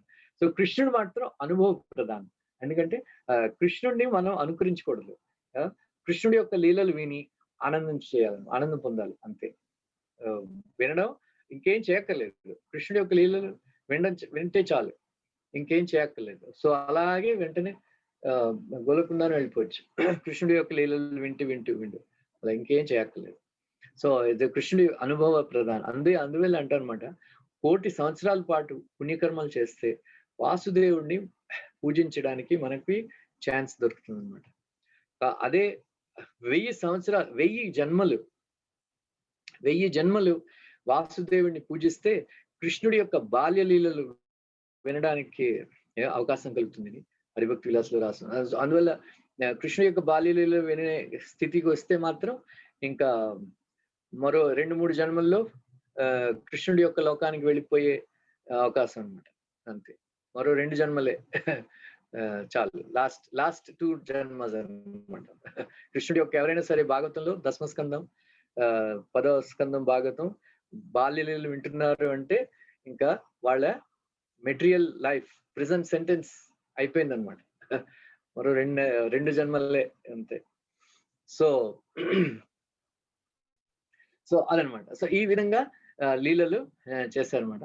సో ఆ తర్వాత రాముడు 12 సంవత్సరాలకి బాలుడు అయిపోయాడు అనమాట. 12 సంవత్సరాలు బాలుడు అయిపోతే so Rama's boyhood turns into warriorhood for Dashrath Maharaj అనమాట. సో దశరథ్ మహారాజ్ అతని కళ్ళ ముందే రాముడు దినదిన అభివృద్ధి చెందుతూ ఎంతో, రాముడు అంటే అందగాడు, ఎంతో దివ్యమైనటువంటి అందగాడుగా తయారీ, అందరికి అందరూ కూడా రాముడిని చూడాలని కోరుకుని ఉండి, సో దశరథ్ మహారాజ్ కూడా రాముడిని విడిచిపెట్టకుండా ఉండేవాడు అనమాట. సో 12 సంవత్సరాలు అయిపోతే అప్పుడు అతనికి అనుకుంటున్నాడు అనమాట, ఇంకా పెళ్లి చేయాలి అని, రాముడికి పెళ్లి చేయాలి. చాలా అందంగా తయారైపోయాడు, ఎవరా అదృష్టవంతురాలు అని అతని మనసులో అనుకుంటున్నాడు అనమాట. సో వెంటనే మంత్రుల్ని పిలిపించి సంభాషిస్తున్నాడు అనమాట, ఎలాగ రాముడికి పెళ్లి చేయాలి, ఎవరైనా మంచి పిల్లలు ఉన్నారా అని.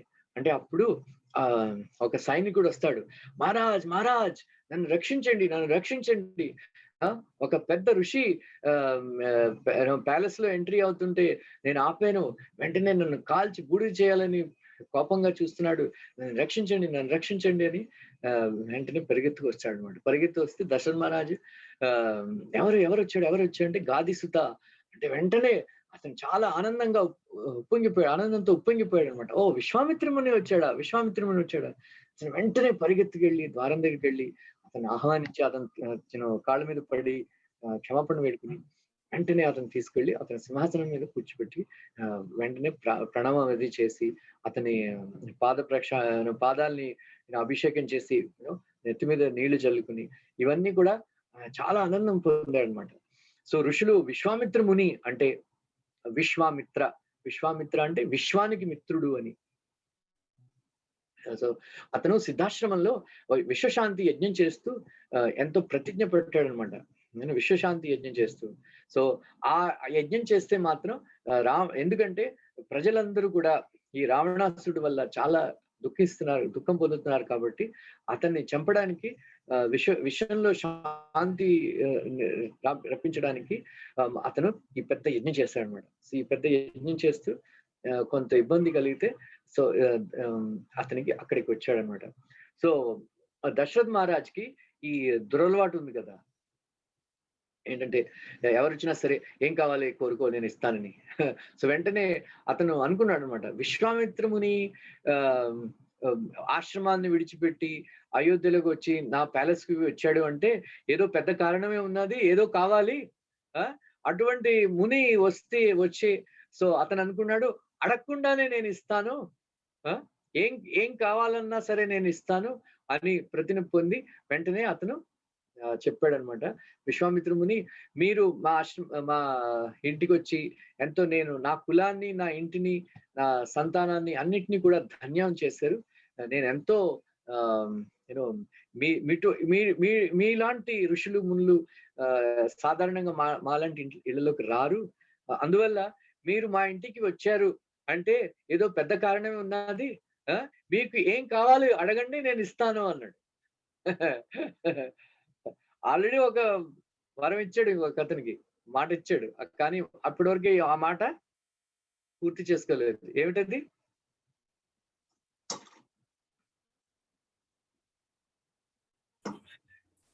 కైకేయి. నేనే ఒక మాట ఇచ్చాడు కదా ఒక అతనికి ఈ మధ్యలో.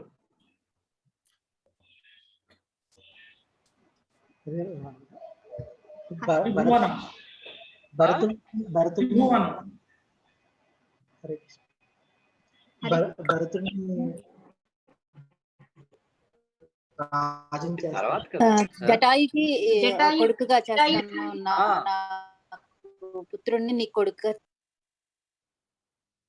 Very good, very good. ఎవరు చెప్పారు? Leelarani Padmini. Very good, very good. అలా గుర్తుంచుకోవాలి. జటాయుకి ఇచ్చాడు కదా వరం. ఎందుకంటే జటాయు అన్నాడు నీ కొడుకు నా కొడుకు అని. అంటే ఆల్రెడీ మర్చిపోయాడు పాపం దశరథ మన. సో అని ఇచ్చాడు అనమాట. అంటే అప్పుడు అన్నాడు విశ్వామిత్రుడు అన్నాడు, చాలా మంది ఎవరికైనా సరే ఏ విధమైన కష్టాలు కలిగినా కొంతమంది బ్రహ్మదేవుడికి వెళ్తారు, బ్రహ్మదేవుడు కూడా తీర్చకపోతే విష్ణు దగ్గరికి వెళ్తారు. కానీ ఈ మధ్యన మాత్రం అందరూ కూడా దశరథుడి దగ్గరికి వస్తారు, అయోధ్యకి వస్తారు. ఎందుకంటే దశరథుడికి చాలా పేరు కలిగింది. ఈ దశరథుడి దగ్గరికి వెళ్తే ఏ విధమైనటువంటి కష్టమైన కోరికైనా సరే అతను తీరుస్తాడు. అందువల్ల ఇంద్రుడు కూడా స్వయంగా వచ్చాడు నీ దగ్గరికి, సంబరాసురుణ్ణి చంపడానికి నువ్వు వెళ్ళి సహాయం చేసావు. అందువల్ల నాకు కూడా ఒక ఉంది అంటే. అప్పుడు అతను ఏంటంటే అతను దీక్ష పొందాడు అనమాట. సో ఈ మనం పూజలు అవి పునస్కారాలు అవి చేసుకున్నప్పుడు వ్యాసముని అంటాడు అనమాట. వ్యాసముని ఏమిటంటాడంటే ఈ ప్రపంచంలో చండాలుడు ఎవడు అని. అంటే ఎవరైతే క్రోధం చూపిస్తాడో అతనే చండాలుడు అని వ్యాసముని అంటాడు అనమాట. సో ఆ కామెంటరీలో రాశారు, క్రోధాత్ భవతి సమ్మోహ, ఆ శ్లోకంలో. సో సో ఆ కామెంటరీలో రాస్తారనమాట. సో మనం పూజలు చేయడం అప్పుడు కానీ, అభిషేకం చేస్తున్నప్పుడు కానీ, ఏ విధమైనటువంటి వ్రతాలు చేసుకున్నప్పుడు కానీ మనం కోపాన్ని చూపించకూడదు అనమాట. సో మనం సపోజ్ మనం ఆరతి చేస్తున్నాం అనుకోండి, ఆరతి చేస్తుంటే పెళ్ళం ఏదో కేకే అన్నది అనుకోండి, ఆ పిల్లలు కేకే అని అంటే మీరు కోపగించుకోరు అనుకోండి, ఆ పూజ చేసే ఫలితం దొరకదు అనమాట. వెంటనే పూజ చేసుకునేటప్పుడు కోపగిస్తే మాత్రం వెంటనే వెళ్ళి స్నానం చేసి మళ్ళీ బట్టలు మార్చుకుని ఆచమనం చేసి తర్వాత మళ్ళీ చేయాలన్నమాట. అలాగే అభిషేకం చేస్తున్నప్పుడు, డ్రెస్సింగ్ చేస్తున్నప్పుడు మనం కోపగించుకోకూడదు అనమాట. అలాగే విశ్వామిత్రునికి ఎంతో తపశ్శక్తి ఉన్నది. సో ఆ యజ్ఞం చేస్తున్నప్పుడు సుబాహు మరీచి వచ్చి ధ్వంసాన్ని చేసేవారు అనమాట. కానీ విశ్వామిత్రుడికి శక్తి ఉన్నా సరే అతని మీద కోపగించి శపించి భస్మం చేసుకోడు, కానీ చేయలేదు. ఎందుకంటే అతను యజ్ఞ దీక్ష తీసుకున్న తర్వాత మనం క్రోధం చూపించకూడదు అది. అందువల్ల విశ్వామిత్రుని యజ్ఞ దీక్ష తీసుకున్న తర్వాత వాళ్ళిద్దరూ వచ్చి యజ్ఞ ధ్వంసం చేసేవారు అనమాట. అందువల్ల అతనికి ఒక సహాయం కావాల్సి వచ్చింది అనమాట. కావాల్సి వస్తే వెంటనే అందువల్ల దశరథ మహారాజుకి అతనికి తెలిసింది, దశరథ మహారాజుకి కొడుకున్నాడు, అతను చాలా వీర్యవంతుడు. అందువల్ల నేను అతనికి వెళ్ళి అతని దగ్గరికి వెళ్ళి నేను రాముని నా దగ్గరికి తీసుకురావాలని నేను కోరుకుంటాను అని అంటే, ఆ తర్వాత అతను అంటాడు అనమాట. సో నాకు మరీచి సుబాహు, సో దశరథుడు అవుతాడు అనమాట. ఆ రాక్షసులు ఎవరు ఇబ్బంది కలిగిస్తున్నారు అంటే వెంటనే మరీచి సుబాహు. సో ఈ మరీచి సుబాహు ఎవరో కాదు, సుంద అండ్ తాటక, వీళ్ళిద్దరు కొడుకులు అనమాట. సో ఈ సుంద కూడా పెద్ద రాక్షసుడు, అగస్త్యముని ఇబ్బంది పెడితే అతను అగస్త్యముని ధ్వంసం చేస్తాడు. ఆ తర్వాత ఈ తాటక, వీళ్ళిద్దరు కూడా పెద్ద రాక్షస అయిపోయింది. అందువల్ల అతను వెంటనే చాలా భయపడిపోయాడు అనమాట దశరథ మహారాజ్. సో విశ్వామిత్రుని అడుగుతాడనమాట, నువ్వు నాతో మీ రాముడిని పంపించి ఈ సుబాహు మరీచి చాలా ఇబ్బంది పడుతున్నారు, నన్ను వాళ్ళని ధ్వంసం చేయాలి అంటే మరీచి సుబాహు పేరు వినగానే దశరథ మహారాజు రాముడిని పంపించాలి అని అనుకుని వెంటనే ఎప్పుడైతే నేను రాముడిని నాతో పంపించు అని ఎప్పుడైతే అడిగాడో దశరథ మహారాజ్కి చాలా దుఃఖం కలిగి మూర్చిపోయి వెంటనే పడిపోతాడనమాట. ఓ రామా రామా అని.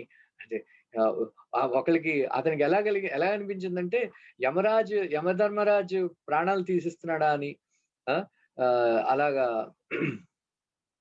ప్రాణేను. సో ఎవరో ఒక పెద్ద చాలా తీవ్రమైనటువంటి బాధ కలిగిందన్నమాట సో దశరథ మహారాజ్కి. సో వెంటనే మూర్చిపోయి తర్వాత వాళ్ళకి శర తీరిస్తే అతను అంటాడు అనమాట, సో రాముడు రాజీవలోచనుడు అని. సో రాజీవలోచనుడు రామ అని. సో దీనికి విశ్వామిత్రుడు కూడా రాజీవలోచనుడు రాముడిని నాతో పంపించు అని అంటాడు అనమాట.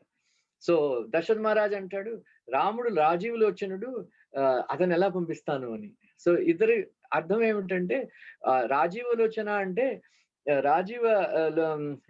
రాముడు కమలాల లాంటి కళ్ళు కలిగిన వాడు అని. అంటే అతని అర్థం ఏమిటంటే ఎప్పుడైతే సూర్యాస్తమం అయిపోతుందో కమలాలు ముడుచుకుపోతాయి. అలాగే మా రాముడు చాలా చిన్నపిల్లడు, 12 ఏళ్ల వాడే. ఎప్పుడైతే సాయంకాలం అయిపోతే రాముడి యొక్క కళ్ళు మూసుకుపోతాయి. అటువంటి రాముడు ఈ రాక్షసులు రాత్రిపూటలో చాలా బలవంతులైపోతారు. అటువంటి రాముడు ఈ రాక్షసులతో యుద్ధం ఎలా చేయగలడు అని. సో విశ్వామిత్రుడు కూడా అన్నాడు రాజీవులు వచ్చినట్టు రాముడిని నాతో పంపించింది. సో అతని ఉద్దేశం ఏమిటంటే రాముడు కమలాల లాంటి కళ్ళు ఉన్నవాడు కాబట్టి సూర్యోదయం అయిపోతుంటే వెంటనే అతని కళ్ళు విడిచిపోతాయి. అటువంటి రాముడు కోపంగా చూస్తే ఈ రాక్షసులందరూ కూడా ధ్వంసం అయిపోతారు. అందువల్ల రాజీవులు వచ్చినటువంటి రాముడిని నాతో పంపించు అని విశ్వామిత్రుడు అంటారు అన్నమాట. అంటే అప్పుడు దశరథ మహారాజు ఆర్గ్యూ చేయడం మొదలు పెట్టాడు. ఆర్గ్యూ చేయడం ఏంటంటే నేను వస్తాను, నా సైన్యంతో నేను వస్తాను, నీకు ఆ చిన్నపిల్లడు రాముడు ఎందుకు, నేను వస్తాను, ఆ రాక్షసులు నేను ధ్వంసం చేస్తాను, నన్ను రాముడిని పంపించమని అడక్కు అని. అంటే విశ్వామిత్రుడికి చాలా కోపం వచ్చి శపించడానికి శాపం తయారైపోతాడు. అంటే అప్పుడు వశిష్ఠుడు వచ్చి అతనికి సముదాయిస్తాడు అనమాట. ఎందుకు దశరథ, నువ్వు మాట ఇచ్చావు కదా, అందువల్ల నువ్వు మాట మీద నిలబడు, సత్యవంతుడు అయి ఉండాలి. అలాగా విశ్వామిత్రుని శపిస్తే మాత్రం ఈ రఘువంశం అంతా నాశనం అయిపోతుంది. ఈ రఘువంశ నాశనానికి కారకుడు అవుతావా నువ్వు? కోరిక లేకపోతే నువ్వు ఎందుకు అడుగుతావు అలాగా? ఏం కావాలన్నా కోరుకో, నేను ఇస్తానని. నువ్వు అడగపో అలా అంటే తీసి అప్పుడు అతనికి ఈ విశ్వామిత్రముని వశిష్ఠముని పెద్ద శత్రువులు అనమాట. అప్పుడు అంటాడనమాట. సో ఇది చాలా చాలా ఇంపార్టెంట్ స్టేట్మెంట్. ఏంటంటే అహం వేద్మి మహాత్మానం రామం సత్యపరాక్రమం వశిష్ఠో అపి మహాతేజ ఏచ ఏన తపస్సి స్థితః అని విశ్వామిత్రుడు అంటాడనమాట. నువ్వు రాముడు బాలుడు అంటున్నావు, కానీ నువ్వు రాముడి గురించి నీకేం తెలుసు? ఇది చాలా విచిత్రమైన స్టేట్మెంట్ అనమాట. ఎందుకంటే విశ్వామిత్రముని ఫస్ట్ టైం రాముడిని చూస్తున్నాడు, ఇంకా చూడలేదు కూడా. కానీ దశరథ మహారాజ్ మాత్రం 12 ఏళ్ల నుంచి అతనికి వాళ్ళ టేక్ కేర్ చేస్తున్నాడు. అటువంటి రాముడి గురించి నీకేం తెలుసు? నాకు తెలుసు, ఈ వశిష్ఠమునికి తెలుసు, ఈ తపస్సు చేసుకునే ఋషులకు తెలుసు రాముడి యొక్క సత్యపరాక్రమం అని. సో దీని అర్థం నేను చెప్పాను, ఎవరికైనా గుర్తుందా? సో ఇదే రహస్యం అన్నమాట. సో రాముడు ఉత్తమ పురుషుడు అని అందరూ అనుకుంటారు, కానీ వశిష్ఠముని విశ్వామిత్రుని వీళ్ళందరికీ వాళ్ళకి తెలుసు రాముడు పురుషోత్తముడు అని.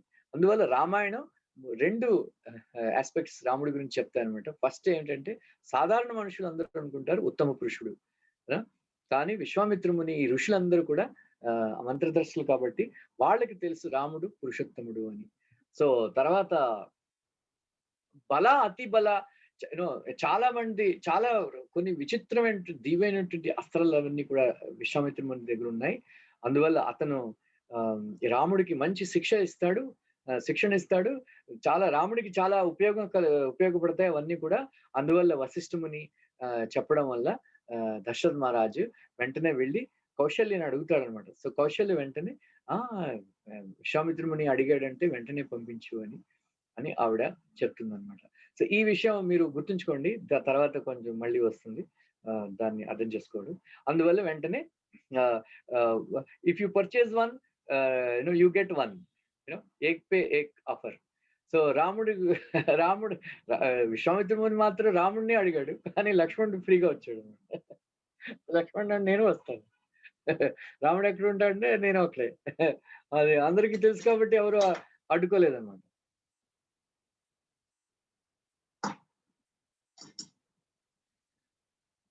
ఇక్కడి నుంచి మొదలైందండి. నేను చెప్పాను కదా, ఈ అయోధ్యకాండ, బాలకాండ, అయోధ్యకాండ, తర్వాత అరణ్యకాండ, తర్వాత కిష్కింధకాండ, తర్వాత సుందరకాండ, తర్వాత యుద్ధకాండ, తర్వాత ఉత్తరకాండ. సో ఇవన్నీ కాండాల నామం వశిష్ఠ ఇతను వాల్మీకి ముని పెట్టాడు అనమాట. సో అన్ని ఎక్కడ లీలలు జరిగితే అక్కడ ఆ కాండం పెట్టాడు అనమాట. తర్వాత ఎప్పుడైనా మనం అవకాశం కలిగితే సుందరకాండ అని ఎందుకు పెట్టారు మీకేం తెలుసా? మీకు లేకపోతే నేను చెప్తాను ఎప్పుడైనా.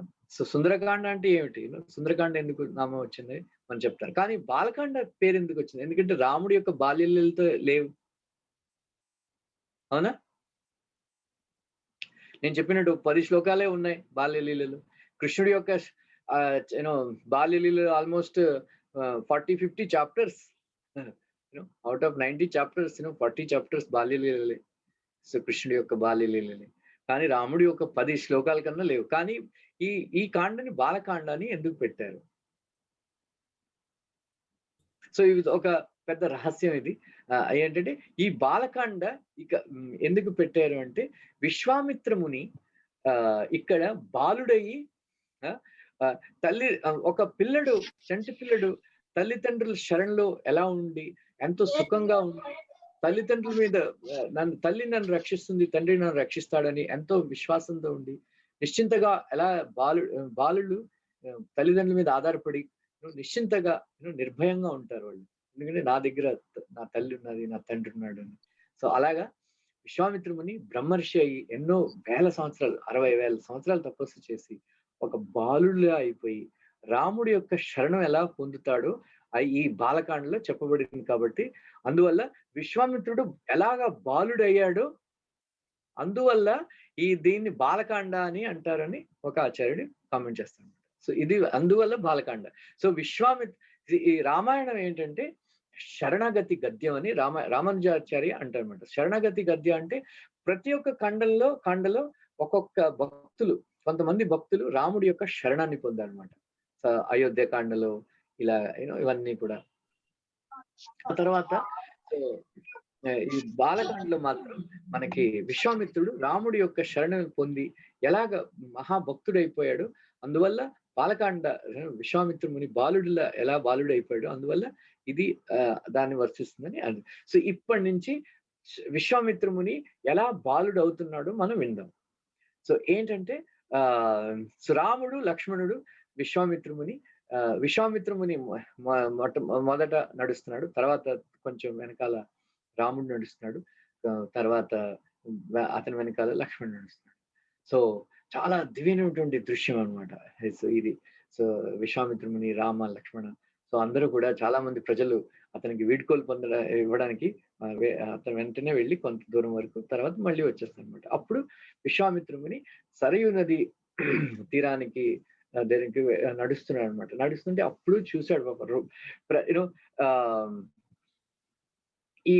నేను చాలాసార్లు చెప్పాను, ప్రభుపాద చెప్పారు, భక్తులకి జ్ఞానము వైరాగ్యము శత్రువులు అనమాట. సో జ్ఞాన వైరాగ్యాలు మనం ఎప్పుడు పొందడానికి ప్రయత్నించకూడదు. ఈ జ్ఞానం ఏంటంటే నిరాకార బ్రహ్మ యొక్క జ్ఞానాన్ని, శుష్క వైరాగ్యాన్ని మనం ప్రాక్టీస్ చేయకూడదు అనమాట.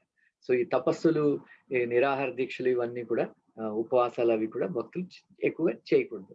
అటువంటి చేయడం వల్ల హృదయం కఠినంగా అయిపోతుంది. తపస్సు చేయడం వల్ల హృదయం కఠినంగా అయిపోతుంది. అందువల్ల మనం చూసాం కదా, దుర్వాస ముని కొంచెం తప్పు చేస్తే వెంటనే చంపాడు. అరే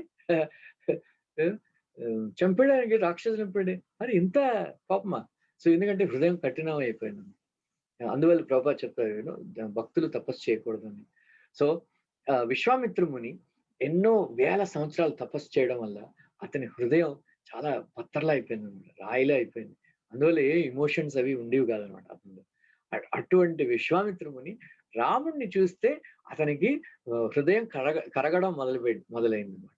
సో అది సాయంకాలం పాపం పొద్దున్నంతా నడిచి ఆ ఎండలో నడవడం ఇవన్నీ చూసి ఆ కమలం ఎలాగ ముడిచిపోతుందో అలాగే రాముడు ముఖం అంతా కూడా చాలా ముడిచిపోయినట్టు అయిపోయి చాలా అలసిపోయినట్టు కనిపించింది అనమాట. అంటే అప్పుడు విశ్వామిత్ర మునికి దయ కలిగింది. సో మొట్టమొదట లైఫ్ లో ఫస్ట్ టైం అతనికి హృదయం కరిగి దయ కలిగి, అయ్యో ఇంత సుందరమైన కోమలైనటువంటి ముఖాలు ఉన్నవాడు పాపం పొద్దున్నుంచి నడిచి చాలా అలసిపోయాడు. అందువల్ల వెంటనే అతను ఏం చేశాడు అనమంటే, నువ్వు వెళ్ళి సరయూ నదిలో స్నానం చేసి ఆచమనం చేసుకుని రా, నేను నీకు ఒక మంత్రం ఇస్తాను.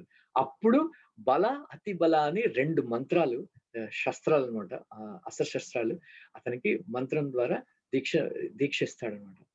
ఆ బల అతి బల ఉన్నవాళ్ళు మాత్రం వాళ్ళకి ఆకలి దప్పులు ఉండవు, ఎటువంటి అలసట అది కలగదు. తర్వాత ఎప్పుడు కూడా ఫ్రెష్ గా ఉంటారు. తర్వాత నిద్రలో కూడా రాక్షసులు వచ్చి అటాక్ చేస్తే వెంటనే అతనికి రక్షణ కలుగుతుంది. ఇవన్నీ కూడా కలుగుతాయి అన్నమాట. అప్పుడు అతను రాముడిని ఒక్కడనే పిలిపించి అతనికి మంత్రదీక్ష ఇస్తాడనమాట. సో ఇప్పుడు అఫీషియల్ గా రాముడు విశ్వామిత్రుడి యొక్క శిష్యుడు అయ్యాడు అనమాట. కానీ అతను లక్ష్మణుడికి ఇవ్వలేదు. రాముడు లక్ష్మణుడికి మంత్రదీక్ష ఇస్తాడు, విశ్వామిత్రుడు రాముడికి ఇస్తాడు. రాముడు విశ్వామిత్రుడి యొక్క ఆజ్ఞ తీసుకుని ఆ మంత్రాల్ని లక్ష్మణుడికి ఇస్తాడు. సో ఇదో పెద్ద రహస్యం. ఈ పెద్ద రహస్యం ఏమిటంటే, విశ్వామిత్రుడు లక్ష్మణుడికి కూడా దీక్ష ఇస్తే రాముడు లక్ష్మణుడు కూడా సమానులు అయిపోతారు. ఎందుకంటే మనకి చైతన్యచరితామృతంలో కలిగే ఎప్పుడు కూడా గాడ్ బ్రదర్స్ నుంచి సేవ తీసుకోకూడదని ఉందన్నమాట. సో సేవ తీసుకోకూడదని అంటారు. సో అందువల్ల గోవిందుడు వచ్చి సేవ చేయాలని అనుకుంటే ఈశ్వరపురి యొక్క శిష్యుడు అనమాట. అంటే మహాప్రభు సంకోచిస్తాడు, ఎలాగా గురుబాయి నుంచి గాడ్ బ్రదర్ నుంచి సేవలా తీసుకోని అంటే, అప్పుడు సర్వభట్టాచార్య అంటారు, నీ యొక్క సందేహం కరెక్టే, సంకోచం కరెక్టే, కానీ ఈ రెండిట్లో కూడా గురువు యొక్క ఆదేశాన్ని పాటించడమే పెద్దది. అందువల్ల నువ్వు గురువు యొక్క ఆదేశాన్ని పాటించాలి అని అంటే, అప్పుడు అతన్ని నేను పర్సనల్ సేవ గురించి మాట్లాడుతున్నాను. అంటే శరీరం యొక్క వాపు సేవ గురిలో గాడ్ బ్రదర్స్ నుంచి సేవ తీసుకోకూడదు అని ఒక నియమం అనమాట. అందువల్ల లక్ష్మణుడు ఎప్పుడు కూడా రాముడితో సమానం అవ్వడానికి అంగీకరించడు. ఎందుకంటే అతను రాముడి యొక్క సేవకుడు. అందువల్ల ఇది విశ్వామిత్ర ముని రాముడికి దీక్ష ఇస్తాడు. రాముడు అతని ఆజ్ఞ పొంది రాముడు లక్ష్మణుడికి ఆజ్ఞ ఇస్తాడు. అప్పటి నుంచి అఫీషియల్ గా రాముడి యొక్క శిష్యుడు అయిపోయాడు అనమాట. లక్ష్మణుడు సేవకుడు, శిష్యుడు అయిపోయాడు అనమాట. అందువల్ల ప్రతిరోజు రాత్రి మేము కూడా చేసేవాళ్ళం. మహారాజు వచ్చినప్పుడు పాద ప్రక్షాళన, మసాజ్ చేసేవాళ్ళం. సో అందువల్ల గురుగారికి ఎప్పుడు రాత్రి వెళ్ళి శిష్యుడు కాళ్ళు పట్టాలన్నమాట. కాళ్ళు పడితే వెంటనే గురుగారు అంటారనమాట, అలసిపోతుంటే నిద్ర వస్తుంటే అతను గురుగారు చెప్తారనమాట, ఇంకా చాలు వెళ్ళి పడుకో అని. సో ప్రతిరోజు లక్ష్మణుడు రాముడికి కాళ్ళు పట్టేవాడు రాత్రి పెళ్ళే వరకు. తర్వాత సీతమ్మ గొడవ పెట్టుకుంది, నువ్వు కాళ్ళు పెట్టడం ఏంటి, నేను పడతాను అంటే అప్పుడు ఏదో గొడవ అయితే సెటిల్ చేస్తారు, తర్వాత మళ్ళీ నేను చెప్పుకోవచ్చు. ఆ తర్వాత లక్ష్మణుడు ఆ రోజు తర్వాత ప్రతిరోజు లక్ష్మణుడు కాళ్ళు పట్టేవాడు అనమాట. సో తర్వాత వెళ్ళి రాముడికి నిద్ర వస్తున్నప్పుడు చెప్పేవాడు, లక్ష్మణ వెళ్ళి పడుకో అని, వెళ్ళి పడుకో అని. అంటే అప్పుడు అతను పడుకున్నాడు. కానీ అరణ్యవాసం రాజు మొదటి రోజు రాముడికి లక్ష్మణుడు కాళ్ళు పడుతుంటే ఆ రోజు మాత్రం రాముడు చెప్పలేదు, లక్ష్మణ ఇంకా అలసిపోయి ఉంటావు వెళ్ళి పడుకో అని. ఎందుకంటే 14 సంవత్సరాలు నో నిద్ర అతనికి. సో ఎనీవే, సో ఇక్కడ నేను పెద్ద మంచి సుందరమైనటువంటి లీల చెప్పి మనం ముగిస్తాం. ఆ తర్వాత వెంటనే ఆ తర్వాత రాముడు లక్ష్మణుడు చాలా ఇంక్విజిటివ్ అనమాట. ఇంక్విజిటివ్, గురుగారు ఇదేమిటి ఇదేమిటి ఇదేమిటి ఇదేమిటి. సో రాముడు చాలా అందంగా ఉంటూ చాలా మధురమైనటువంటి మాటలతో ఇదేమిటి ఇదేమిటి ఇదేమిటి అంటే అనేక ప్రశ్నలు అడిగేవాడు అనమాట నడుస్తూ ఉంటే. అప్పుడు విశ్వామిత్రుడికి రాముడి మీద ఎంతో ప్రేమ కలగడం మొదలుపెట్టింది. ప్రేమ కలిగి ఆ తర్వాత రాత్రి పడుకునేటప్పుడు రామలక్ష్మణులు బాలకులుగా చూసి వాళ్ళని నిద్రపుచ్చడానికి ఎంతో మంచి కథలు చెప్పి ఒక తల్లిలా యాక్ట్ చేయడం మొదలుపెట్టాడు అనమాట. సో మొట్టమొదటిసారి అతని హృదయం మంచిగా చాలా మృదువుగా మాట్లాడడం మొట్టమొదటిసారి అనమాట. లేకపోతే ఎప్పుడు కోపంగా మాట్లాడడం, సీరియస్ గా ఉండడం, జోక్ చేయడం ఇవన్నీ ఉండవు కదా వాళ్ళకి, ఋషులకి మునులకి. సో కానీ మొట్టమొదటిసారిగా ఒక తల్లిలాగా అనుభవం పొందాడు అనమాట. సో యూజువల్ గా తల్లి కదా కథలు అవి చెప్పి పిల్లల్ని పడుకోబెడుతుంది. అలాగే ఒక తల్లిలా కథలు చెప్పి రాముడిని లక్ష్మణుడిని పడుకోబెట్టాడు అనమాట. సో పడుకోబెట్టి అతనికి రాముడు లక్ష్మణుడు పడుకున్న తర్వాత ఒక 2:30కే ఎంతకో లేవడం అతనికి అలవాటు అనమాట. లేవడం అలవాటు అయితే వెళ్ళి సరైన నదిలో వెళ్ళి స్నానం చేసి అనుష్ఠానం చేసుకుంటారు కదా. చాలా మంది భక్తులు మన ఇస్కాన్లో కూడా, నేను కూడా ఒక 2:45 అలాగా లేచిపోతుంటాను, ఎందుకంటే పూజ అది ఉంటాయి కాబట్టి. సో డ్రెస్సింగ్ చేయడం అది, సో అందువల్ల కొంచెం మంగళారతి ముందే కొంచెం జపం చేసుకుంటే కొంత ఫ్రెష్గా ఉంటుంది. సో తర్వాత బర్డెన్ ఉండదు అనమాట. అందువల్ల మాకు కూడా అలవాటే 2:30 అలాగా లేచిపోవడం. సో తర్వాత అతను విశ్వామిత్రుడిని లేచిపోయి 2:30కి లేచిపోయి స్నానం అది చేసి బట్టలు అది మార్చుకుని అప్పుడు రాముడు అక్కడ పడుకోవడం చూశాడనమాట. చూసి ఆ రాముడి యొక్క అందం చూసి మంత్రముగ్ధుడైపోయాడు అనమాట. సో మంత్రముగ్ధుడైపోయి అతను కొంతమంది ఆచార్యులు అంటారనమాట. సో ఇది చాలా ఫేమస్. 24వ దివ్య యుగంలో ఈ శ్లోకం చెప్పబడింది. కానీ ఇప్పటి వరకు కూడా మనం వెంకటేశ్వర సుప్రభాతంలో మొట్టమొదటి శ్లోకం అనమాట. కౌసల్యా సుప్రజా రామం పూర్వా సంధ్యా ప్రవర్తతే ఉత్తిష్ట నరశార్ధూల కర్తవ్యం దైవమాహ్నికం. ఇలాగా చదవడం మొదలు పెట్టాడు. కొంతమంది ఆచార్యులు అంటారు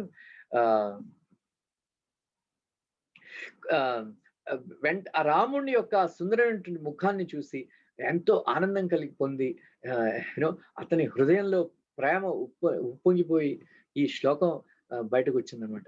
ఏంటంటే ఎంత అందగాడు రాముడు, ఇంత అందమైనటువంటి రాముడిని కౌశల్య ఆవిడ కడుపులో పెంచి జన్మనిచ్చి ప్రతిరోజు నాకు ఈ రోజు అవకాశం కలిగింది రాముడిని నిద్రలేపడానికి, కానీ ప్రతిరోజు కౌశల్య మాత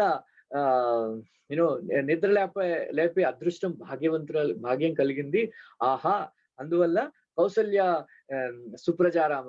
సో ఈ రెండు, రాముడి యొక్క అందం, కౌశల్య యొక్క అదృష్టం, ఈ రెండిటిని వల్ల విశ్వామిత్ర మునికి భావావేశం అయిపోయింది అనమాట. అతనికి భావావేశం అయిపోయి ఒక ఆచార్యుడు అంటాడు, సో 2:30 నుంచి 3 గంటల నుంచి అతను వెంటనే పాడడం మొదలు పెట్టాడు అనమాట. ఈ శ్లోకం మొదలు పెడితే ఆ కౌశల్య సుప్రజారామం కౌశల్య సుప్రజారామం కౌశల్య సుప్రజారామం అలా అంటూ ఉంటే ఒక గంటన్నర గడిచిపోయిందంట. గడిచిపోతే అప్పుడు సూర్యోదయం అయిపోయినప్పుడు వెంటనే ఆ సూర్యుడి యొక్క కిరణాలు అతనికి టచ్ అయినప్పుడు వెంటనే భావవేశం నుంచి బయటకు వచ్చి ఓహో సూర్యోదయం అయిపోయిందని అప్పుడు అంటాడు అనమాట. కౌసల్య సుప్రజారామం పూర్వా సంధ్యా ప్రవర్తతే ఉత్తిష్ట నరశార్ధుల కర్తవ్యం దైవమాన్నికం. ఓ నరుల్లో శ్రేష్ఠుడా, పులి లాంటి వాడా, పొద్దున్నే లేవు, వెంటనే పూర్వ సంధ్య ప్రవర్తతే. ఈ సంధ్య యొక్క యాక్చువల్గా సంధ్యావందనం అది చేయడానికి సమయం అయిపోయింది. ఈ సంధ్యని నువ్వు పూజించు. పూర్వ సంధ్య ప్రవర్తతే ఉత్తిష్ట నరశార్తుల కర్తవ్యం దైవమానికం. ఈ దైవ కార్యాలు చేయడానికి నువ్వు ఆరంభించు అని. ఎందుకంటే ఫస్ట్ దైవ కార్యం ఇప్పుడు చేయబోతున్నాడు అనమాట, తాటక సంహారం అనమాట. సో ఆ తర్వాత ఈ శ్లోకం వెంకటేశ్వర సుప్రభాతంలో మొట్టమొదటి శ్లోకం అనమాట. కౌసల్య సుప్రజారామం పూర్వా సంధ్యా ప్రవర్తతే ఉత్తిష్ట నరశార్ధూల కర్తవ్యం దైవమానికం. ఉత్తిష్ట గోవింద ఉత్తిష్ట గరుడధ్వజ ఉత్తిష్ట కమలాకాంత కర్తవ్యం దైవమా. సో ఈ కౌశల్య సుప్రజారామం అని ఎందుకు అన్నాడు దశరథ సుప్రజారామం అని ఎందుకు అనలేదు? ఎందుకంటే గోవిందరాజు కామెంటరీలో రాస్తాడు అనమాట. ఎందుకంటే తల్లి మాత సతగుణ పిత అంటే తండ్రి యొక్క ప్రేమ కన్నా తల్లికి 100 రెట్లు ప్రేమ ఎక్కువగా ఉంటుంది అనమాట. కొడుకంటే తండ్రి కన్నా తల్లి 100 రెట్లు కొడుకుని ప్రేమిస్తుంది. అటువంటి కౌసల్య వెంటనే దశరథ మహారాజు అడిగిన వెంటనే నేను రాముడిని విశ్వామిత్రుడితో పంపిస్తాను అని అడిగిన వెంటనే ఆవిడ వెంటనే ఒప్పుకున్నారు అనమాట. నువ్వు వెళ్ళు, విశ్వామిత్రుడు అంటే బ్రహ్మర్షి అడుగుతుంటే మనం ఎలా నిరాకరిస్తాం అని. అంటే ఆ విశ్వామిత్రుడికి ఈ దశరథ మహారాజ్ కంటే చాలా కోపం కలిగింది కదా. ఆర్గ్యూ చేయడం, ఏడుపులు, మూర్చపోవడాలు అతని విశ్వామిత్రుడికి నచ్చలేదు. అందువల్ల దశరథ మహారాజ్ పేరు తీయలేదు అతను. కానీ కౌశల్య అంత ప్రేమ ఉన్నా సరే రాముడి యొక్క వెల్ఫేర్ కోసం, మంచి కోసం ఆవిడ అనుకున్నారు విశ్వామిత్రుడితో వెళ్తే రాముడు మంచిగా అవుతాడని, లాభం కలుగుతుందని. అందువల్ల వెంటనే పంపించింది. అందువల్ల విశ్వామిత్రముని కౌశల్య సుప్రజారామ అన్నాడు, దశరథ సుప్రజారామ అనలేదు అని గోవిందరాజు కామెంట్ చేస్తాడంట. ఇలాగా ఇక్కడ అందువల్ల రాముడు ఈ ఈ ఘట్టన మొదలు పెట్టుకుని విశ్వామిత్రముని యొక్క హృదయం కరగడం మొదలుపెట్టి రాముడి కంప్లీట్ శరణ ఎప్పుడు పొందాడంటే సీతా కళ్యాణం అయినప్పుడు విశ్వామిత్రుడిని పని అయిపోయింది అనమాట. సీతా కళ్యాణం తర్వాత మనం విశ్వామిత్రుడిని రామాయణంలో చూడం. అతనికి వెళ్ళిపోతాడు, హిమాలయాలకు వెళ్ళిపోయి రామభక్తి చేసుకుంటాడు. సో ఆ తర్వాత మళ్ళీ మనం చూస్తాం కృష్ణుడి యొక్క పెళ్లిలో అనమాట. సో అతని పర్మనెంట్ సర్వీస్ రాముడికి, కృష్ణుడికి, చైతన్య మహాప్రభుకి పెళ్లి చేయడం. ఆ బ్రాహ్మణుడు రుక్మిణి పంపించిన బ్రాహ్మణుడే విశ్వామిత్రుడు అనమాట. సో లక్ష్మీప్రియతో వివాహం చేయించిన వాడే ఆ బ్రాహ్మణుడే విశ్వామిత్రుముని. సో ఇక్కడ కూడా సీతా కళ్యాణం అదో అనమాట. సో ఇందువల్ల ఇలాగ మనం తర్వాత ఘట్టంలో తాటక సంహారం, సుబాహు, మరీచి వాళ్ళ తాట తీయడం, ఇవన్నీ కూడా మనం వింటాం. Thank you very much. Hare Krishna. Late అయిపోయింది. Any questions, comments? Hare Krishna. Thank you. Gopijan Prabhu, you raise your hand. Hare Krishna Prabhuji. Prabhuji, you said అప్పుడు మీరు చెప్పినప్పుడు నాకు ఆ డౌట్ వచ్చింది. కౌసల్య సుప్రజామ శ్రీనివాసుని లేపించాలి అనుకున్నప్పుడు రాముడిని ఎందుకు స్తుతించారు? శ్రీనివాస సుప్రజారామ అనొచ్చు కదా. వై రాముని స్తుతించి అంటే అందరూ ఒకటే, but any specific reason? Actual గా ఈ సప్తర్షులు వచ్చి సుప్రభాతం చెప్తారంట ప్రతిరోజు. అదే అప్పుడు why specifically Rama's name has to be taken? It could have been directly to Srinivasji. I had to find out. So famous అయిపోయింది కదా కౌసల్య సుప్రజారాం. సో నిద్రలేపే శ్లోకం కదా ఇది. సో విశ్వామిత్రుని చెప్పిన మొట్టమొదటి శ్లోకం ఇది. చాలా సంవత్సరాల తర్వాత కింద చెప్పాడు కదా, అందువల్ల ఉపయోగించుంటారు, యూజ్ చేసి ఉంటారు కౌసల్య సుప్రజారాం. సో కృష్ణుడు కూడా సుప్రభాతం చెప్పాడు కదా మనకి భగవద్గీతలో. ఎవరికైనా గుర్తుందా? మనం నిద్ర లేపుతాడు కృష్ణుడు మనకి శ్రీనివాసుడికి అందరూ సుప్రభాతం చెప్తారు, మనకి కృష్ణుడు చెప్తాడు 2వ అధ్యాయంలో చెప్తాడు, గుర్తుందా? ఉత్తిష్ట ఉత్తిష్ట కొంతయ్య నైతత్వ ఉపపద్యతే క్షుద్రం హృదయ దౌర్బల్యం త్యక్తోత్తిష్ట పరంతప లే లే లే.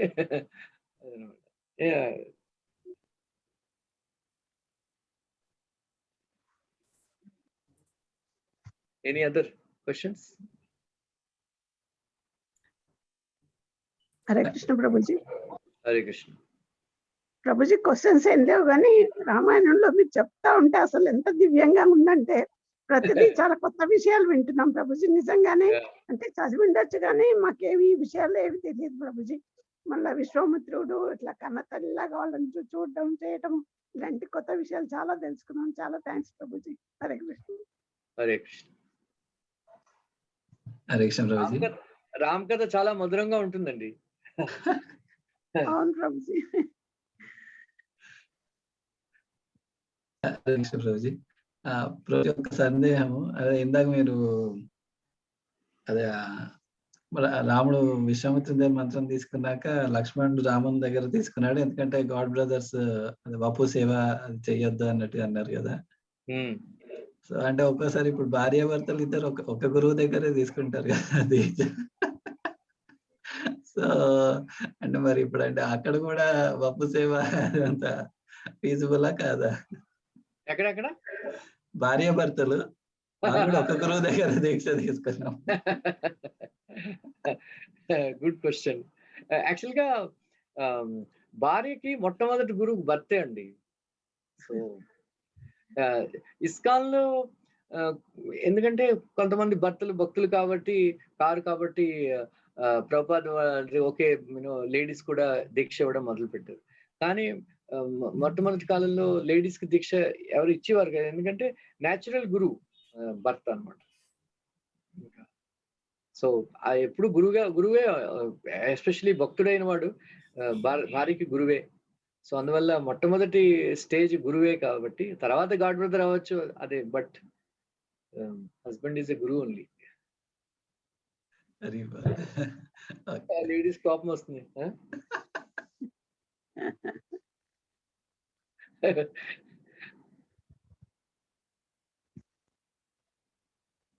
Any other?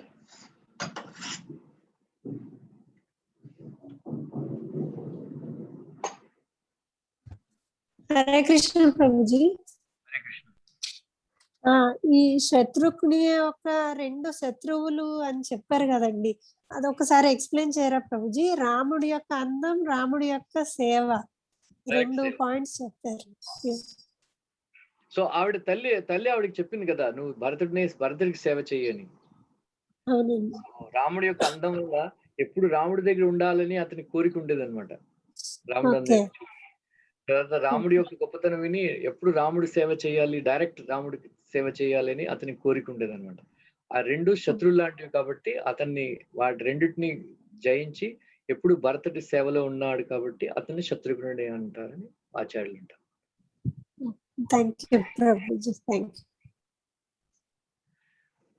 మనకు కూడా మనకి అనుకుంటాం కదా, గురువు గారికి డైరెక్ట్ గా సేవ చేయాలి, అది నీ గాడ్ బ్రదర్ చెప్తే నువ్వు నీ మాట నేను ఎందుకు వినాలి, మనకి అలాగే కోరిక ఉంటుంది కదా. కానీ గురువు గారి కోరిక ఏంటంటే టెంపుల్ ప్రెసిడెంట్ మాట విను, వాళ్ళ ద్వారా సేవ చేయని అతను గురుగారు అంటారు. సో మనం డైరెక్ట్ సేవ చేయాలని కోరికని చంపుకుని టెంపుల్ ప్రెసిడెంట్ మాట వినాలి, అది భక్తుడి యొక్క లక్షణం. అలాగే అనమాట.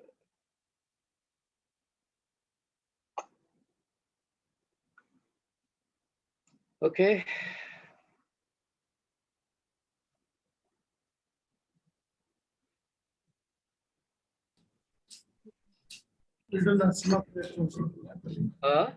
నరసింహ ప్రేయర్ చేద్దాం.